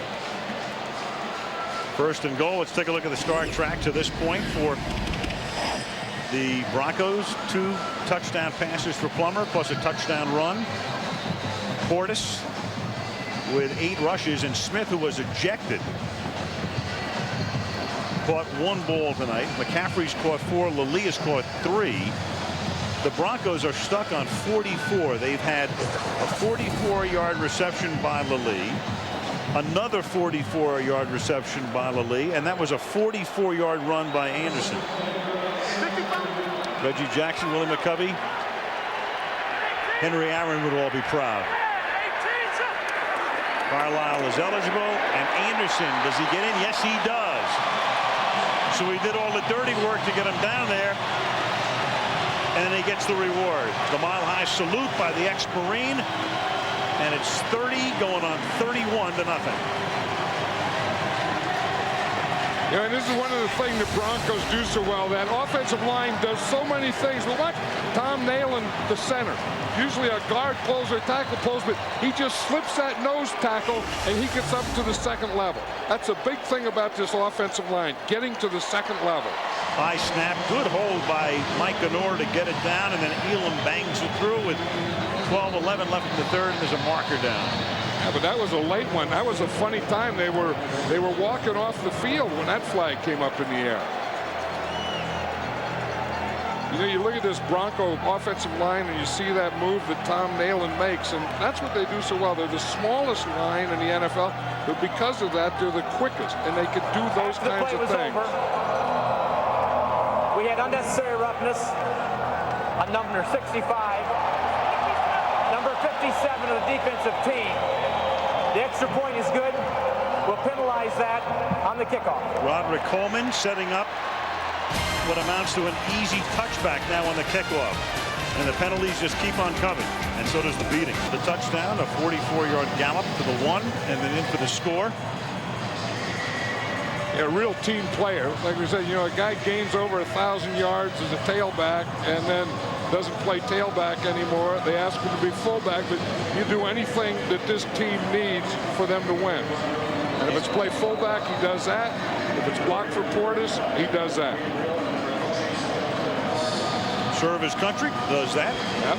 4 years in the Marines. Anderson, he played his college ball at Utah State, and because of the penalty on the Raiders, they're 9th for 70 yards now. Elam almost, or Mike Honora almost puts it into the seats. We saw Jake Plummer's pass chart. Here's Rich Gannon's. Here's under 5. You see what he did here.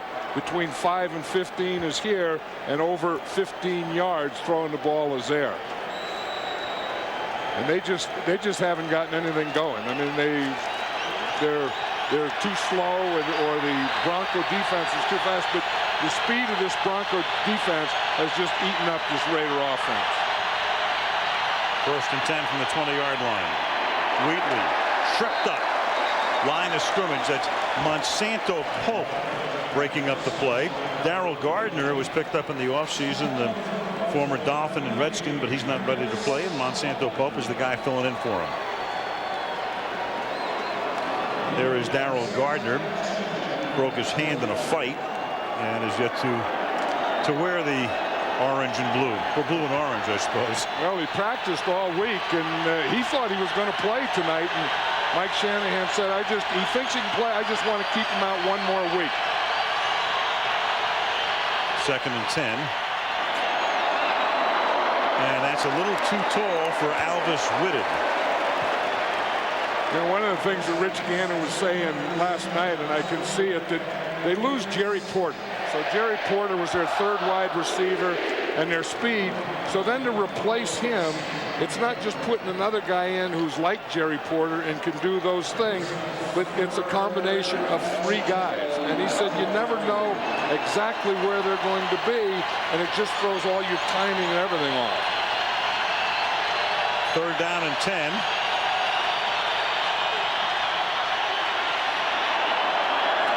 And that's caught by Rice. And Jerry's able to pick up the 1st down as he's tackled there by Sam Brandon. He's going to do this. The thing that Jerry Rice does is watch him. He's on Delta O'Neal there, and then he's going to run the inside. But watch him right there at the end. He just steps back in, and he works back to the ball. Most receivers, as they come in, they'll gain ground or stay equal. He just came in and then came back to the quarterback. And Denver takes another timeout. They're 2nd. Not like they're going to need him anyway. 3rd took that last time out because they had 12 men on the field. And now the Raiders in their own 37-yard line, and they go to Wheatley on the ground. And John, I was thinking about what you were saying about Jerry Porter and what that means. And among other things, I mean, Brown and Rice, as great as they are, I mean, they're a year older, and they, you know, if Porter's there to take a lot of the pressure off them, I think that makes them more effective. It is, because that gives, you know, the speed guy, and then they could, you know, have the speed guy going and have those 2 guys coming underneath. I think that maybe they have slowed down a little, and the defenses will learn that. And if you just watch them, everyone is attacking them and pressing them and playing them tight like they are right now. They're not giving them room to make moves on them. 1st and 10 at the 48. Brown, in fact, that's Tim in motion, has been shut out tonight. And Justin Fargas with his 1st carry, the rookie out of USC, began his college career in Michigan, tackled by Pope. Now the star track for the Raiders is more like a lost universe tonight. Gannon 9 of 17. Garner just 4 carries for 9 yards. And Jerry Rice, I mean, the numbers don't look too bad, but I mean, none of them have been a factor in the game. Right, and how about Tim Brown? Tim Brown hasn't caught a pass. He's been blank.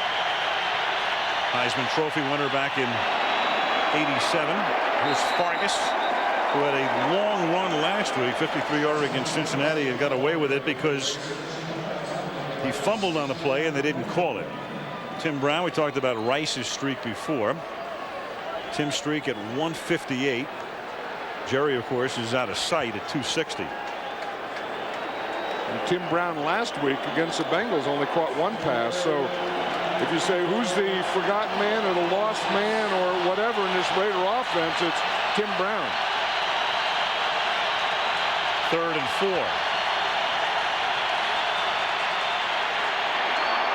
Gold hits Gannon as he throws, but he gets it away, and that's caught by Ronald Curry. And the Raiders mount a drive for the first time in the game. Kelly Herndon with the tackle. And we're talking about guys that have to take Jerry Porter's place. That's one of them, Ronald Curry. You see he lines up in a slot. He's the inside guy, and he's going to come across. He's going to start up here and then come across right here and just come across and then get in front again. They're working now. They're starting to get behind those linebackers, get behind the linebackers in front of the secondary, and if it's man-to-man, you run away from it on a cross. 1st and 10 at the 30-yard line. Wheatley to the outside. Well, he gets by Price, but then Price has a lot of other friends in the neighborhood, and out of bounds goes Wheatley for a loss. Well, they stuffed his guard. Frank Middleton, the left guard, was pulling to get out there, and all he kind of did was get in the way, and Wheatley ran right into him. And when you pull, you have to move something. And when you're as big as Middleton and you pull in here, you have to get stuff going back that way, not be sitting in here. Watch him right here. He comes and he hits. You see, and they just stuff him right into the backfield. 2nd and 13. Approaching the halfway mark of the 3rd quarter. Gannon to Rice, stops shy of the 1st down. That'll set up a 3rd and 1. Sam Brandon pushed him back.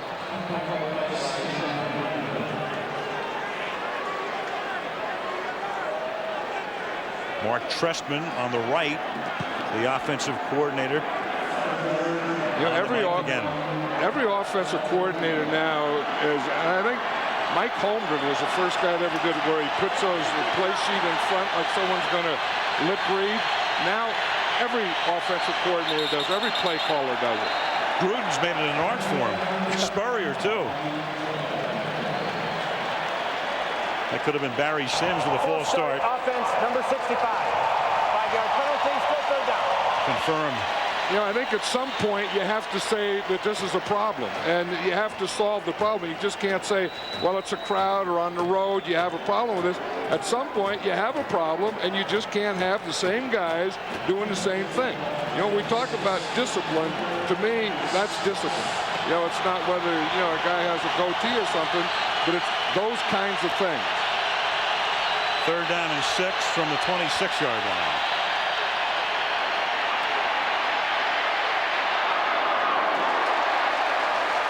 You know, one of the reasons is we have a 4th down here that the pictures shake as Gannon shows his fury, is that they built this stadium with a little flex in it, like the old Mile High.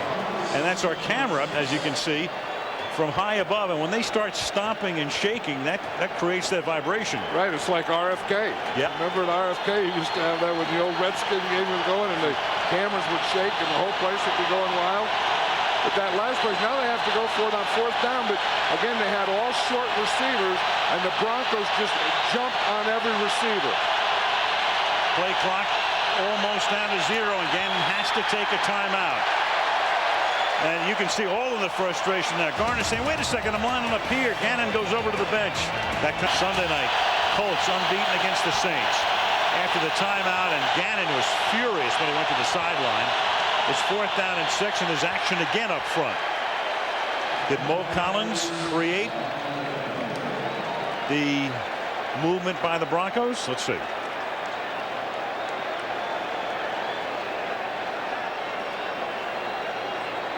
Charlie Garner jumped in there and was begging for that one, saying that they moved first, and our guy didn't.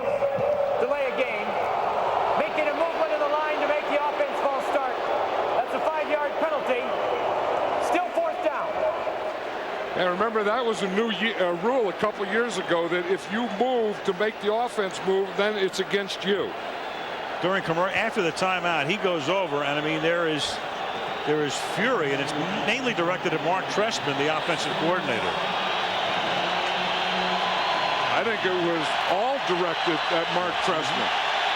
I think I was reading his lips and said, "What are you doing?" Now 4th and 1.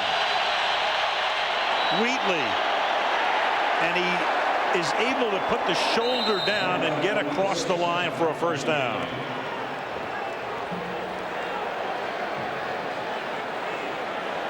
I mean, you can just see right here you see Gannon yelling at the offensive coordinator Mark Trestman. You just see the body language of the Raiders, and it looks like frustration. If you say, what does all this stuff equal? To me, it equals frustration. And it's been frustrating since the end of January from the 20-yard line. Gannon hits Wheatley over the middle. He's inside the 10, and Wilson finally knocks him down along with Nick Ferguson inside the 5. It's a 15-yard gain. Gannon always very expressive, always very intense. And that's the look of a guy whose team has trailed from the very outset. It's just like everything he's trying to get done, he can't get everyone on the same page with him. First and goal, by far the deepest penetration for Oakland tonight. Zach Crockett is the back. Crockett gets it, and Crockett is able to bang his way to the goal line and in. Touchdown. Late call, head linesman came in to give him the 6. And Zach Crockett is one of the best in football on goal line. I mean, there's some guys that just have a feel when they get down there. You're going to get hit, but then you have to be able to go off one hit and find a soft spot in it. Now watch Zach Crockett. He starts there, backs there, finds a soft spot, spins into it, and then takes one more hit to get him in the end zone. But anyone that is a good goal line runner always has a feel for soft spots. He's the short yardage man, and that's his first carry of the night. The guy they put in goal line, and Janikowski, to put it through. So they're still breathing. Denver 31-0. Cause celeb at the Super Bowl. Hear from Lisa shortly because she had a chance to talk with him, get the update on where he is in his fairly troubled life, obviously. And again, he's on the inactive list for the 3rd time this year, among other things, still recuperating from knee surgery. Janikowski to kick off. And it's Cole Downing into the end zone there. And Lisa, what did you find out in talking with Barrett Robbins? Well, Al, I talked to him at length the other day, and he said he's been trying to get his life back together since the Super Bowl. He spent 30 days at the Betty Ford Clinic, and he's also spent 5 months in pretty severe depression. He suffers from both alcoholism and bipolar disorder. He says that since his return, his teammates have been 100% behind him, but it's still very difficult for him every day as he battles alcoholism. He's been clean and sober, he tells me, for 8 months and 15 days. Well, we wish him well in his recovery. It's tough. He's with the team on the road. The flag comes in as Mike Anderson gains a yard. I mean, John, as a coach, you know, what do you think? What are your priorities in a situation like the Barrett Robbins situation?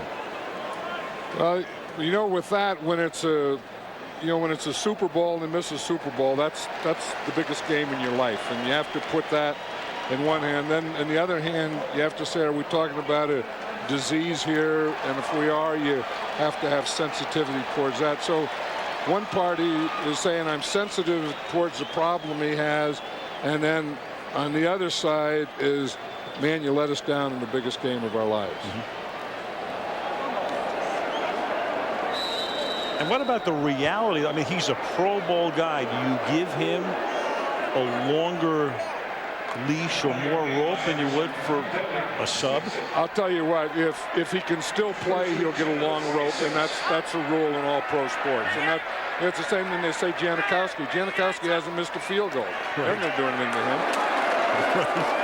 If the guy can still play, and I'm not being holier now or being hypocritical, because I would have done the same thing. But if a guy can still play, you're going to find a reason and an excuse to play him. Well, you look at, Bill Romanowski had that situation in camp a couple of weeks ago where he whacked Marcus Williams. You know, it was described as a fight, but Lee Collegian, the agent for Williams, described it as an attack. Williams is on injured reserve. He still has a broken orbital bone, a chipped tooth, and is considering legal action against Romanowski. And here's Anderson speaking about, you know, the difference between one guy and another. Romanowski's punishment was 1 day out of practice. Yeah, so you talk about, you know, some things you don't condone, and you don't say that's right and that's good, but now you get to the point after you don't condone it, now what are you going to do about it? You know, and that's the thing. I mean, do you say because you did that you can't play anymore and you lose a player? Do you say you can't play for a week or two, or do you say you can't practice for a day, but we need you for this game? And to be honest, again, coaches, if a guy is healthy and he can help him win, is going to play that player. In every sport. 3rd down and 7 from the 29. Plummer. Ooh, speaking of Romanowski, and of course Romo was a big crowd favorite here, and now wearing the silver and black, the booze cascade. Yeah, but you know what Jake Plummer did running, so they have to be early. They got out of position, and now they said, we've had enough of that. And when Romanowski gets you, they've been chasing Jake Plummer all night, and they haven't gotten him. And when you finally get him, you're going to lay one on him. I mean, part of that is good, hard football. Another part of it is this Raider defense has also been frustrated tonight. Mike Ganor to punt. Buchanan back deep. That was, by the way, the first time that Plummer has been sacked this season. Almost 2 3/4 games. And that's Buchanan running it back to the 38-yard line penalty flag. So we're talking about, you know, how is Jake Plummer going to react to a hit because of that shoulder separation? I guess if you have protection like that, you don't get sacked. You don't worry about it until that hit there by Bill Romanowski. Call here is against the Broncos. Jake Plummer came in earlier in the week. They weren't sure if he was going to be able to play, and then Mike Shanahan said it wasn't until about Friday or Saturday that he felt that he could make all the throws and he would play. Number 65, 10-yard penalty. Repeat, 4th down. Last week, here's what Plummer had to say about the fact they had to fake a concussion when it was really a separated shoulder.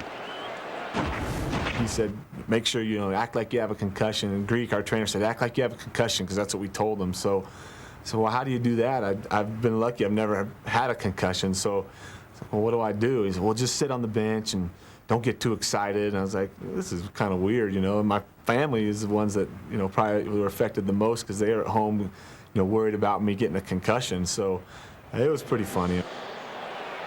Of course, that was the big off week or during the week item in the NFL this year. Shanahan was not fined for it. You can lie during the game, but not before or after it. Booming kick. Fielded at the 21. Buchanan, 4 blue shirts. And tackled to the 28-yard line. 61-yard kick. 2:27 left in the 3rd. The Broncos in front, 31-7. Automotive Classifieds site.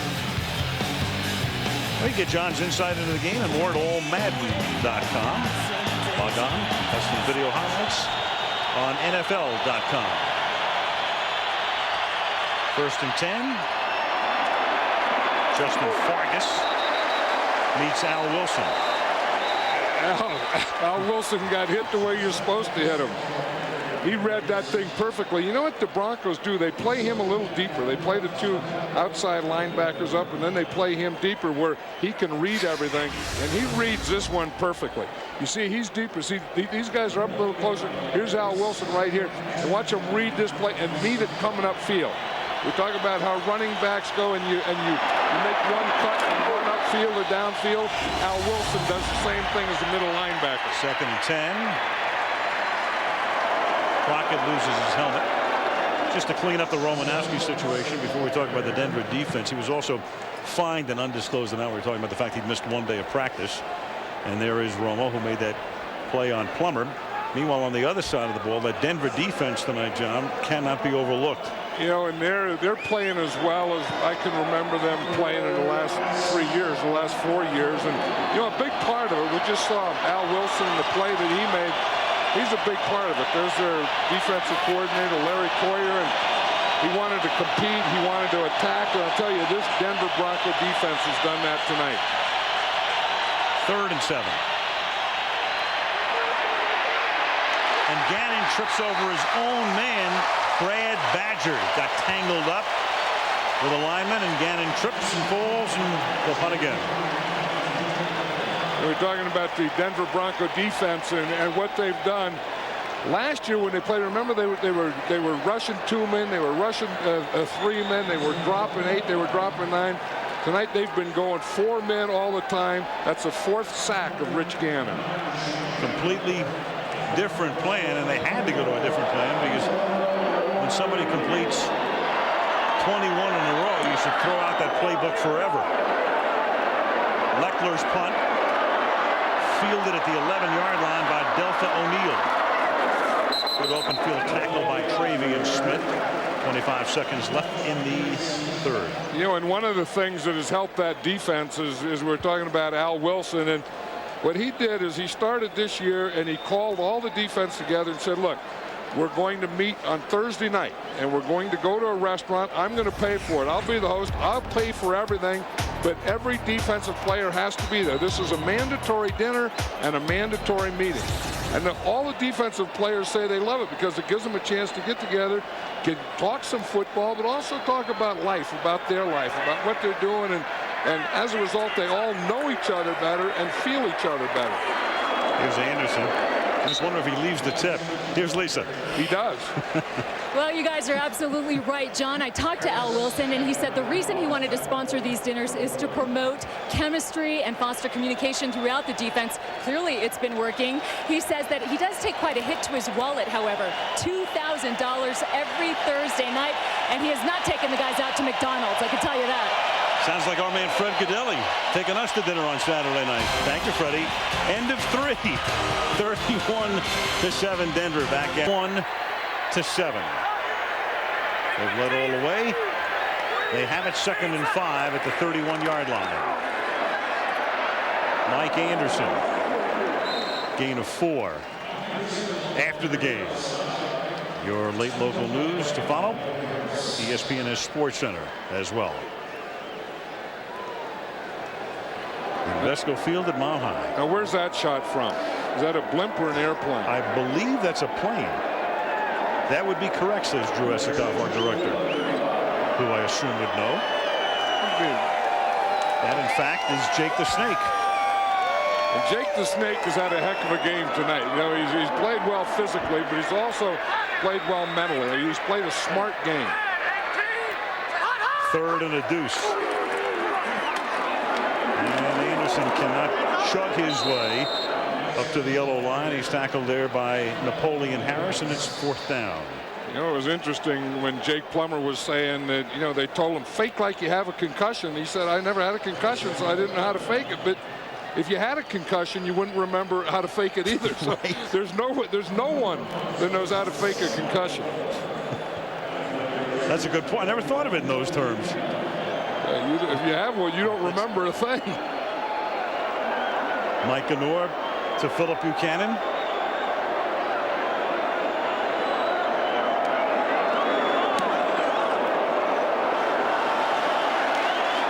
Buchanan at the 24. Around the corner he comes, and he almost breaks free, and he's down the sideline, and he will finally be forced out of bounds inside the 25-yard line. I think Philip Buchanan has made more big plays running up that left sideline in 2 years than anyone has in 10 years. So he taunts the crowd and he gets a beer shower. But remember last year he made one going right up this left sideline. It was a touchdown. He made a touchdown last week against the Bengals on a pass interception. He knows how to get up that sideline, use the sideline against the defenders. Then he unbuckles the chin strap, goes to work on the crowd.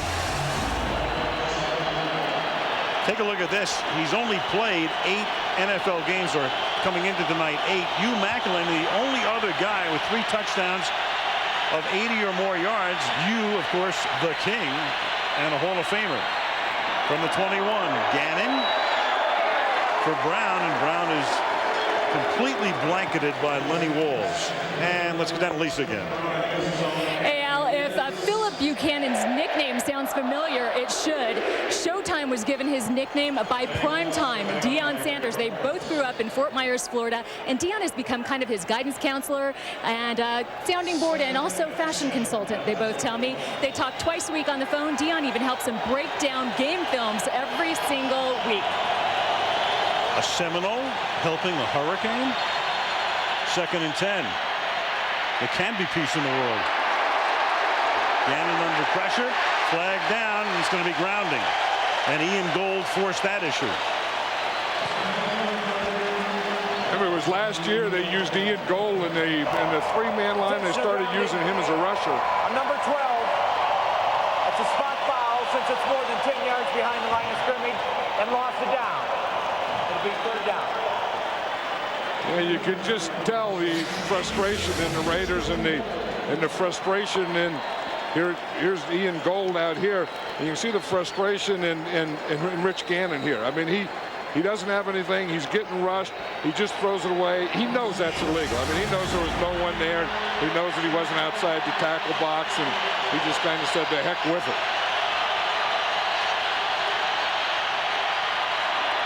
Gannon to Brown, and so Tim Brown is able to get off the Schneid. 47 minutes into the game, he makes his first catch. When you're down 31-7, being on or off the Schneid doesn't make a whole heck of a lot of difference. I felt the same thing about Philip Buchanan. You know, when you're a defensive player and the team has scored 31 points on you, I don't think you should have a right to either taunt and or celebrate. Absolutely. You got to kind of keep that to yourself and wait for another day. I mean, you talk about losing perspective. 41-yard attempt by Janikowski. And that makes it a 21-point game with 12:26 remaining. So Buchanan sets up the tray. 31-10 Broncos.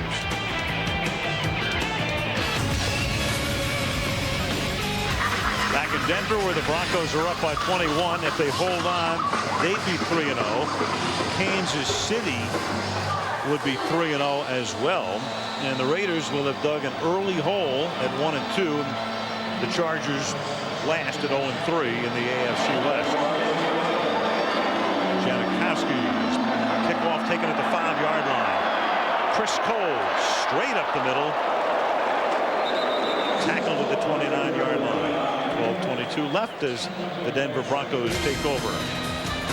4th quarter. Crushing the Raiders. Well, that's something they have done with regularity in recent seasons until last season when the Raiders won the season series,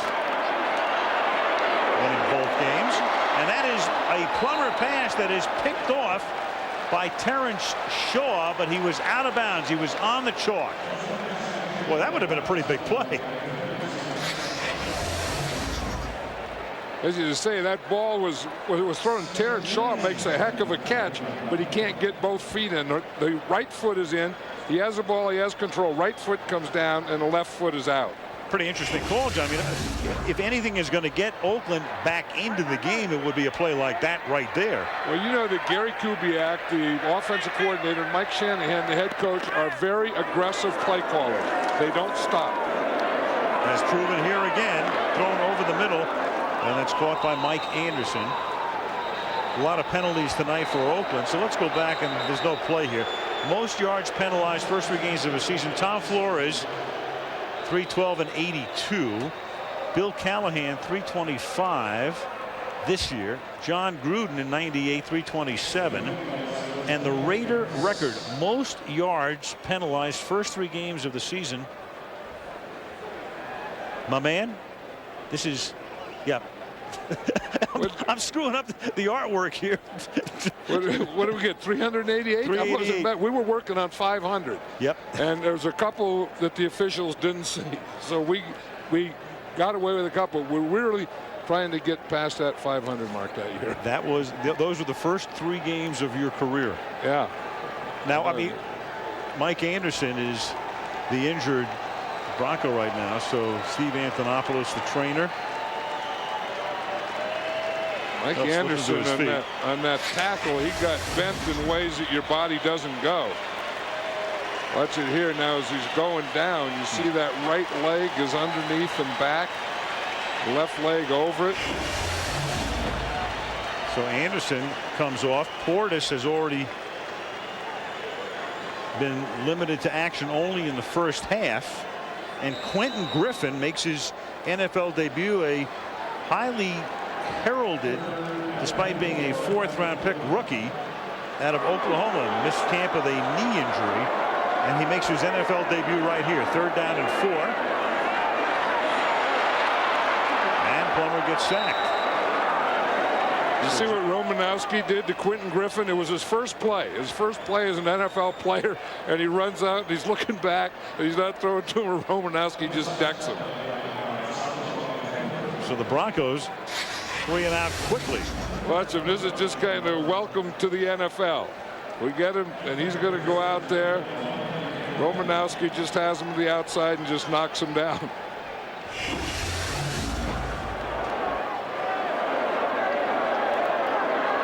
Nor to punt. Buchanan back. Flag down because Nor is down. And Buchanan will be run out of bounds inside the 30-yard line. But Travian Smith, trying to block the punt, went in to the kicker. Now it's 4th down and 7. So if it's running into the kicker, it's still 4th down. If it's roughing the kicker, it's 1st down. Right, and there is one other penalty flag down too. I think there's one back there for the roughing. And as you say, if it's a running in, it's a 5-yard, and it won't be a 1st down. But there is another penalty flag on the other side. One clearly involves Nor. The other one's up at the 35-yard line. And I think it would have to be running in because that didn't look like roughing at all. Ineligible receiver downfield. On number 32, we have personal foul, roughing the kicker on 56. Those penalties offset. We'll replay 4th down.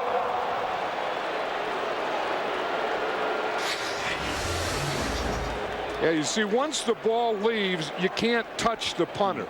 Now, if Travian Smith touched him, he barely touches him. He breathed on him. Yeah, so that can't be the 15-yard variety.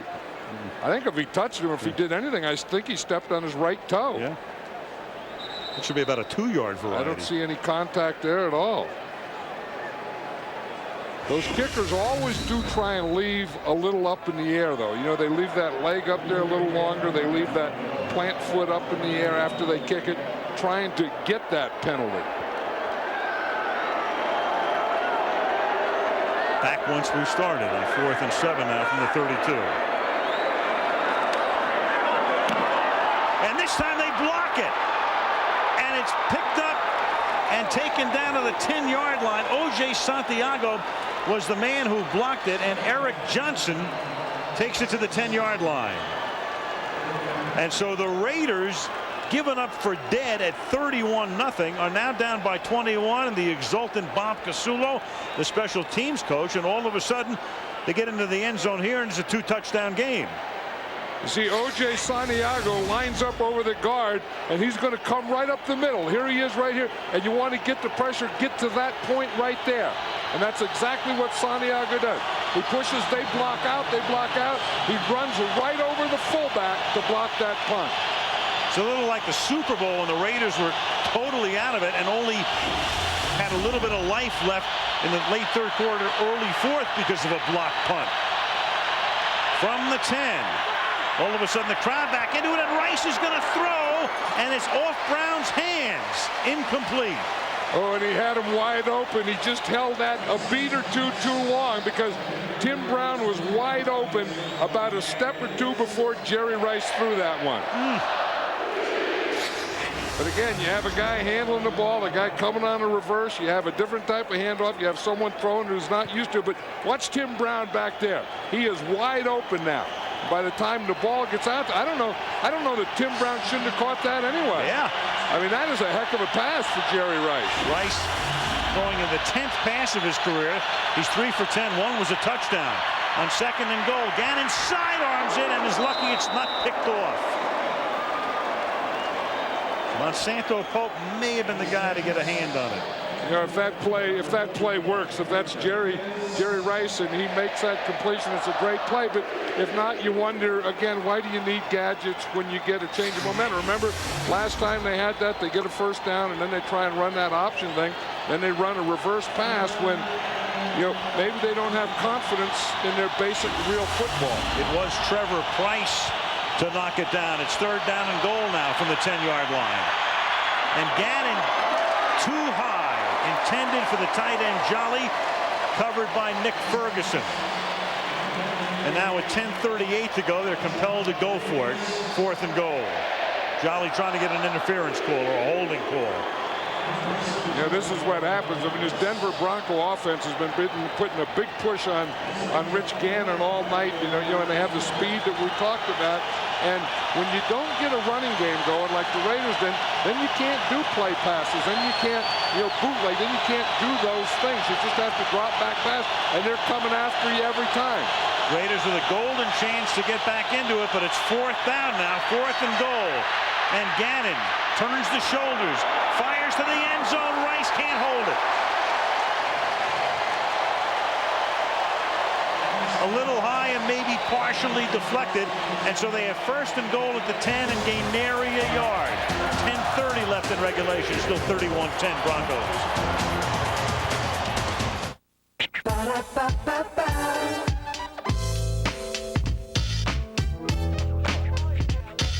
I'm loving it. Is this the place to eat? Since I don't cook, I'll just rock to the beat. I'm loving it. At the end of the day, to relieve the stress, we add a little play. I'm loving it. Sometimes we have mishaps. You just overcome and adapt to setbacks. I'm loving it. You know you're my world. How could I mind love taps from my girl? McDonald's, I'm loving it. Move your feet, rock to the beat. Hungry for the music, gotta eat. I'm loving it, I'm loving it. No guts, no glory. Seems like I stumbled in the wrong territory. I'm loving it. Who'd want to mock me? Rough around the edges, a tad bit sloppy. I'm loving it. My car's way too clean. If only I could start this fine piece of machine. I'm loving it. McDonald's.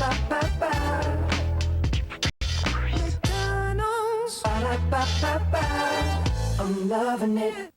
A truck like this isn't built in a factory. It's built in the farms and fields, concrete streets and construction sites that map the landscape of an entire country.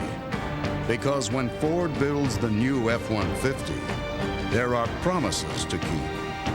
And only one truck earned the right to be the next F-150. If you haven't looked at Ford lately, look again. When LA's newest cops hit the streets, Come down here. the streets won't know what hit them. You told him to take the stairs. 10-8 Officers on Duty, ABC Sunday, 8/7 Central. New TV season, and tomorrow night, the 3rd season of According to Jim with Jim Belushi. Tomorrow night, season premiere right here at 9 Eastern and Pacific and 8 Central Time on ABC. Clinton Portis is back in the game.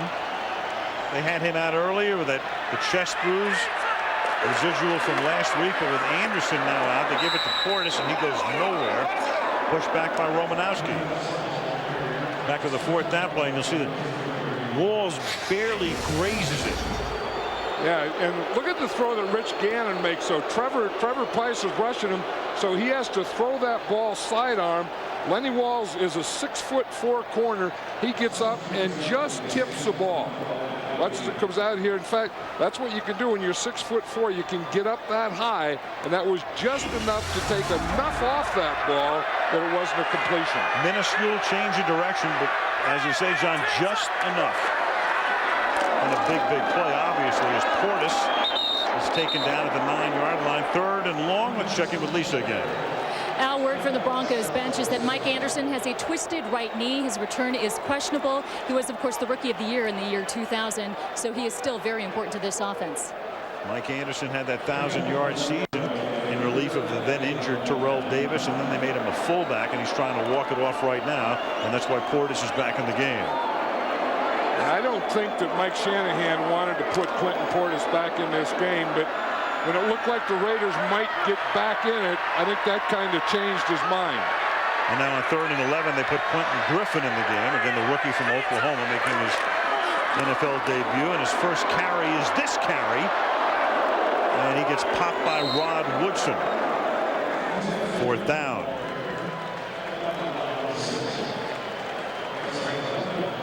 Mike Ganor comes in to punt.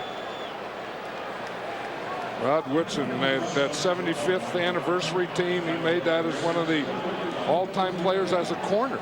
And then he was moved from corner to safety. And when they have that 100th year team, he may make it as a safety. Yeah. Did it exclusively with Pittsburgh to that point. Then he went to the 49ers for a year. And the Raiders. Baltimore in between as well, and on 4th down, Moore sends it to the 35-yard line where Philip Buchanan gets whacked at the 39-yard line. That tackle made by Willie Middlebrooks. He didn't even see Willie Middlebrooks, though, did he? But if he's looking someplace else, he's looking upfield, and he didn't know what was right there. From Never Never Land. With the never-ending pasta bowl, whatever you choose, it's like getting a strike every time you bowl. It's never-ending pasta bowling. Too far. Olive Garden's never-ending pasta bowl, just $7.95. Pick one combination of sauce and pasta, then another. Have all you want. Maybe I don't own a fancy building or a big shipping department yet. But Brown still takes my business seriously. I can print labels, track shipments, order a pickup right from here. And with the time I save, I can build my business. Maybe I'm not exactly part of the limousine set, but I have a driver. Small business shipping, synchronized. UPS. What can Brown do for you? To cure athlete's foot with 1 week's use, look for Lamisil AT. No matter which Lamisil AT you buy, you only have to treat for 1 week. All these Lotrimin AF products take 4 weeks use. Lamisil AT. There's no better way to cure athlete's foot. Dave. Brian. Are these your consultants? They're providing an ongoing assessment. We're on a standardized Dell Linux solution. PowerEdge servers, Intel Xeon processors. What about assessment? Validation, deployment. Dell's services are proven and scalable end to end. They're customer-centric. We're more contractually inseparable. Manage your enterprise for less with the flexibility of Dell products and services. Call or go online today. I'm a player in the National Football League. But that is not who I am. I'm a member of a community. Dedicated to making a difference in people's lives. I'm a player in the National Football League. The Bachelor is back. 2-hour premiere coming your way Wednesday night at 9 Eastern and Pacific, 8 Central, right here on ABC. The Bachelor back on Wednesday. 8:12 to go as Rich Gannon goes to work again, down by 3 touchdowns, and Ian Gold breaks up the pass intended for Doug Jolly. You know, you wonder where the Raiders go from here. You know, last night we were talking to Rich Gannon. He was saying that we haven't established an identity. He said, you know, we don't know who this team is or what this team is, and I think after tonight they still haven't established an identity. Not an identity they're prepared to live with.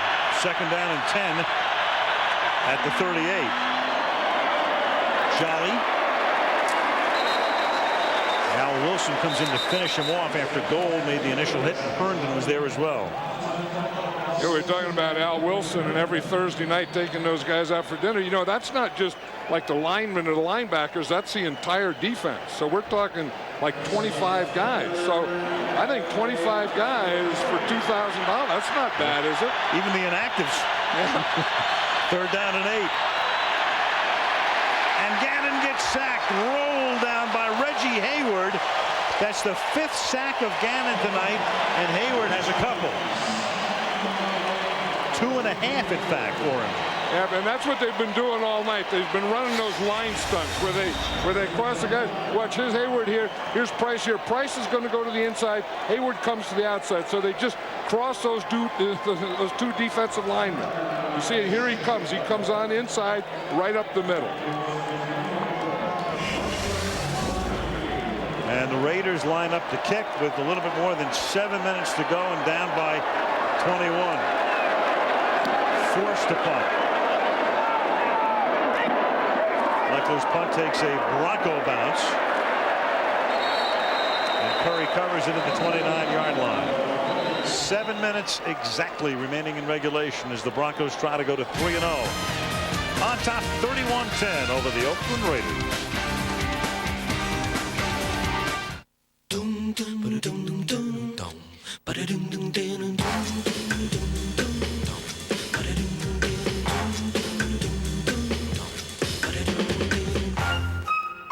The Ford Expedition.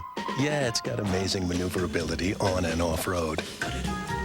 But with exclusive PowerFold third-row seating, you should see how it handles your life. If you haven't looked at Ford lately, look again.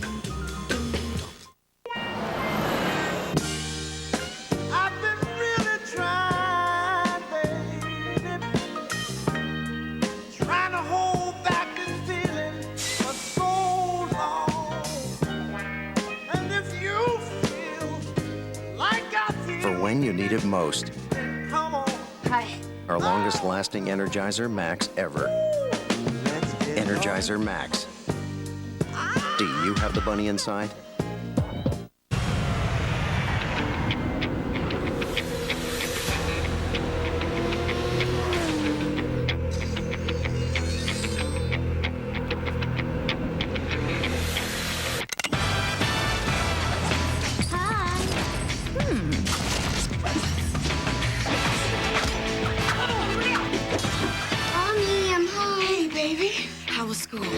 Kill Bill. This film is not yet rated. In theaters October 10th. She's lost 2 years of her life. Hey, you'd be ticked off too. What did you do to me? The new season of Alias premieres ABC Sunday, 9/8 Central. Monday Night Football from Denver is being brought to you by the next Ford F-150 built Ford tough. Bud Light for the great taste that won't fill you up and never lets you down. Make it a Bud Light. Wendy's Super Value Menu, the best 99 cents you can spend. And UPS, commerce synchronized. UPS, what can Brown do for you? Tim Brown hasn't done a lot for the Raiders tonight. Speaking of what Brown can do, because the Denver defense has been stellar for the most part. The offense has done its job. TB over there held the one catch. Now Plummer goes to work and probably on the clock with 7 minutes to go, and they give the ball off to Quentin Griffin. John, it's amazing. They just keep coming up with running backs. I mean, Terrell Davis, a 6th-round pick, and he was a major star, and that career was ended prematurely. And then they find Olandis Gary, they find Mike Anderson, now Clinton Portis comes out of nowhere, and they love this kid as well. I don't know what they do with him though. Yeah, and I think he's going to be a spot guy. I mean, as long as Clinton Portis is here and Clinton Portis is healthy, he's going to be the tailback.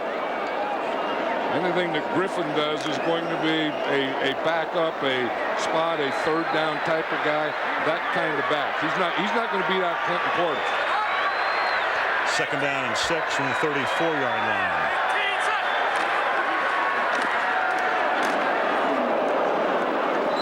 Terrence Shaw takes down his opposite number, Quentin Griffin.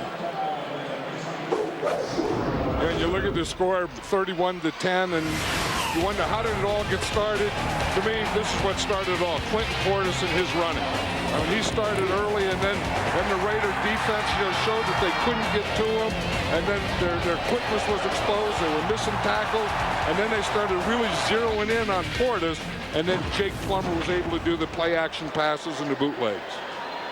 But it all started with this guy right here. 2nd-round pick out of Miami, passed over until the 2nd round, 3rd and 5. Screen is set up. Griffin.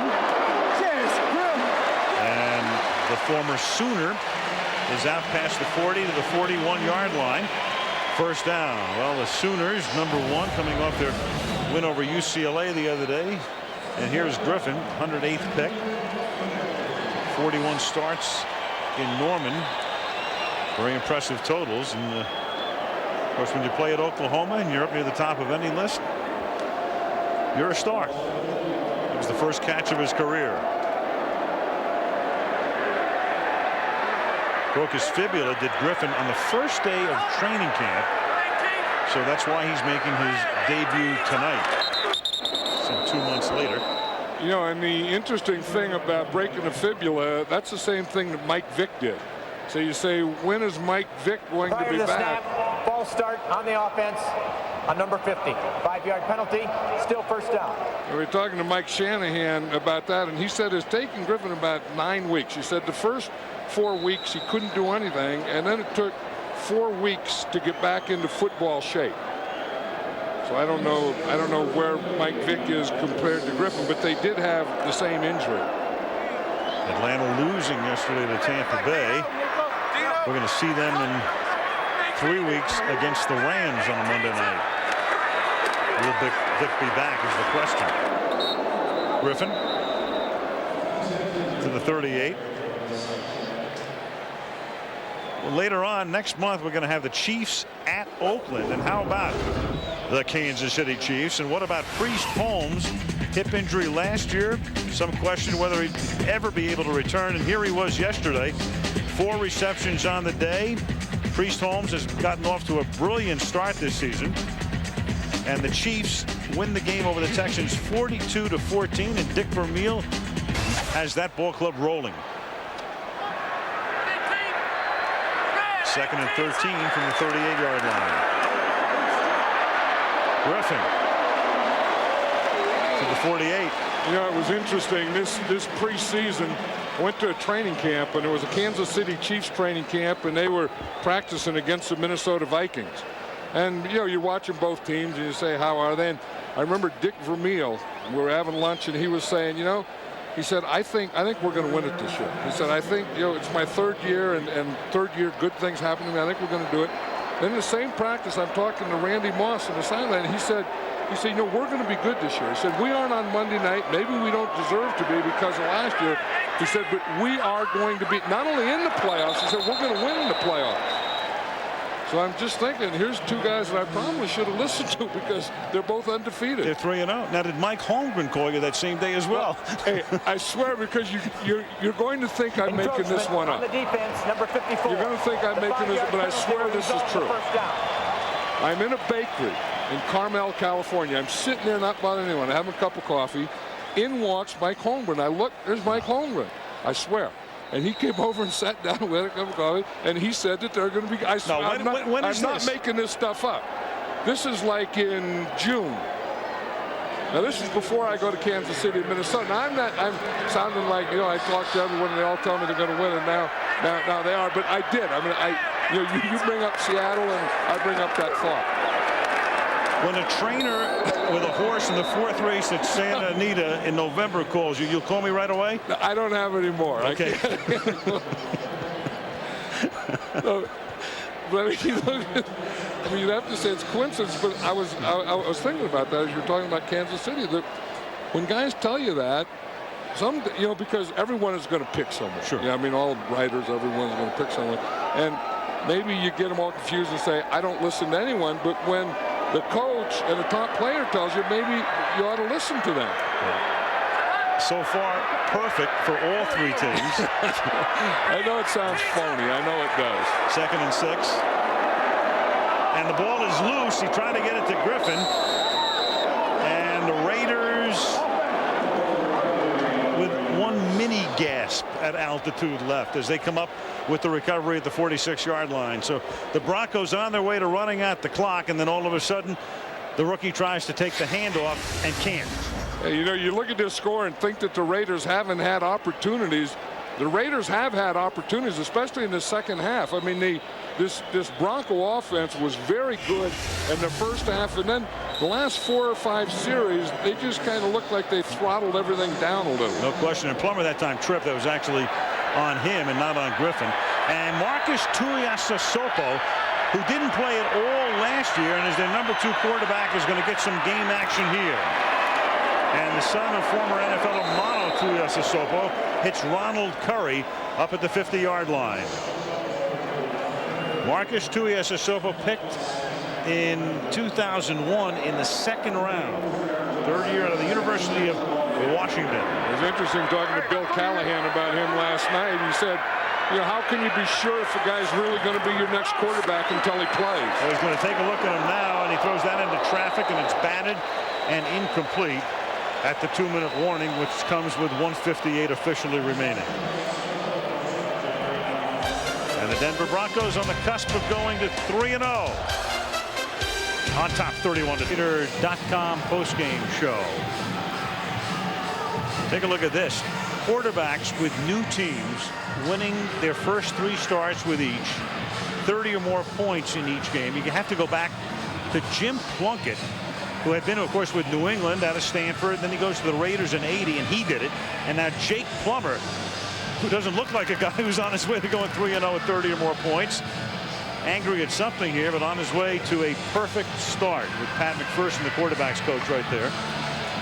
You know, I think he's pretty happy with his start, and he's not happy with his second half. That you know, they've had like 4 3-and-outs, and they couldn't get anything going, and then he trips on that handoff, and when you're closing in on perfect, you don't want to finish up tripping. Our Minister of Information, Steve Hurt, reminds me that in '80, Plunkett's Raiders won the Super Bowl over Dick Vermeil's Philadelphia Eagles. Vermeil now with Kansas City, trying to go to his Super Bowl with a 3rd different team, as the pass is caught here by Alvis Whitted on a slant. First down, no huddle, 35-yard line. Tuiasosopo threw 4 passes in his rookie year and no passes last year. Guns it, caught, nice looking throw, caught by Doug Gabriel, rookie out of Central Florida, inside the 20. Now the Broncos have to get a little of that intensity back to finish this game off. One of the things that they did is with this defensive line, they've been rolling these guys the whole game, and the theory of that is you keep them fresh for the 4th quarter. And Tuiasosopo will step out of bounds with nobody open to stop the clock with 66 seconds remaining. Pass rating, let's take a look at that. Again, we've been discussing it through preseason, during the regular season. That's Gannon, his number, very mediocre before he got to the Raiders. For his first 12 years, there are his Raider numbers since joining Oakland in 1999. And then last year, 11-11-02, November 11th, when they turned their season around, that was his night, 131.6. And look at him tonight. He's like a D, minus at 63.7. He's gone down below where he started. 2nd and 9 from the 19, and that is intercepted in the end zone by Kelly Herndon.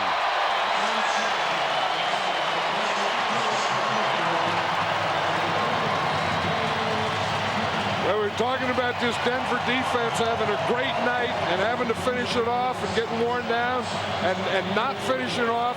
They just finished it off right here. Here's the interception right here. And we see Herndon, he's playing man-to-man, but he knows he has deep help. So he plays underneath. So instead of playing that, he knows he has a safety behind him, although that safety's not helping him a lot. So he can play underneath a little, and he can undercut this thing.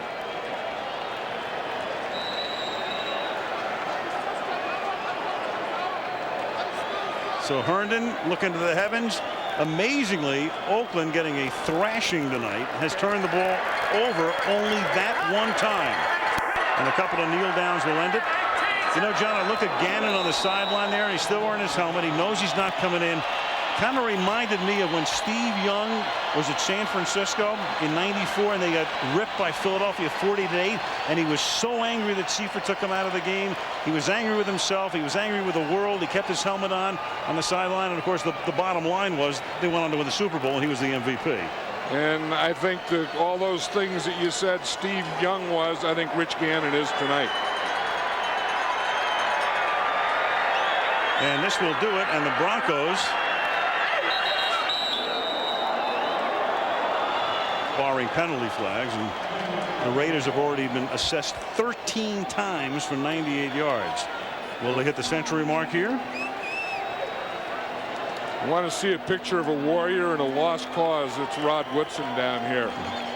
I mean, he surgery 13 days ago. Played like heck, and he has emptied his tank. False start, offense. It's a 5-yard penalty. And he's so tired now he can't even talk. He was just bent over there a minute ago, trying to. Anytime you need some oxygen, you always bend over so you can get closer to the grass, because there's oxygen in grass, I think. And at 5,280 feet, it's a deep pit. And this is going to do it. Jake Plummer has come to town, made his home debut. Sparkling night for Mike Shanahan. There is no tastier meal than one like this. For Gannon, a very frustrating night, a very frustrating beginning to the season, as the Broncos, along with the Chiefs, go to 3-0. The Raiders go to 1-2. The Raiders all of a sudden have a very important game next week against San Diego to try to turn it around. Denver gets Detroit in here. The AutoTrader.com postgame show coming your way next.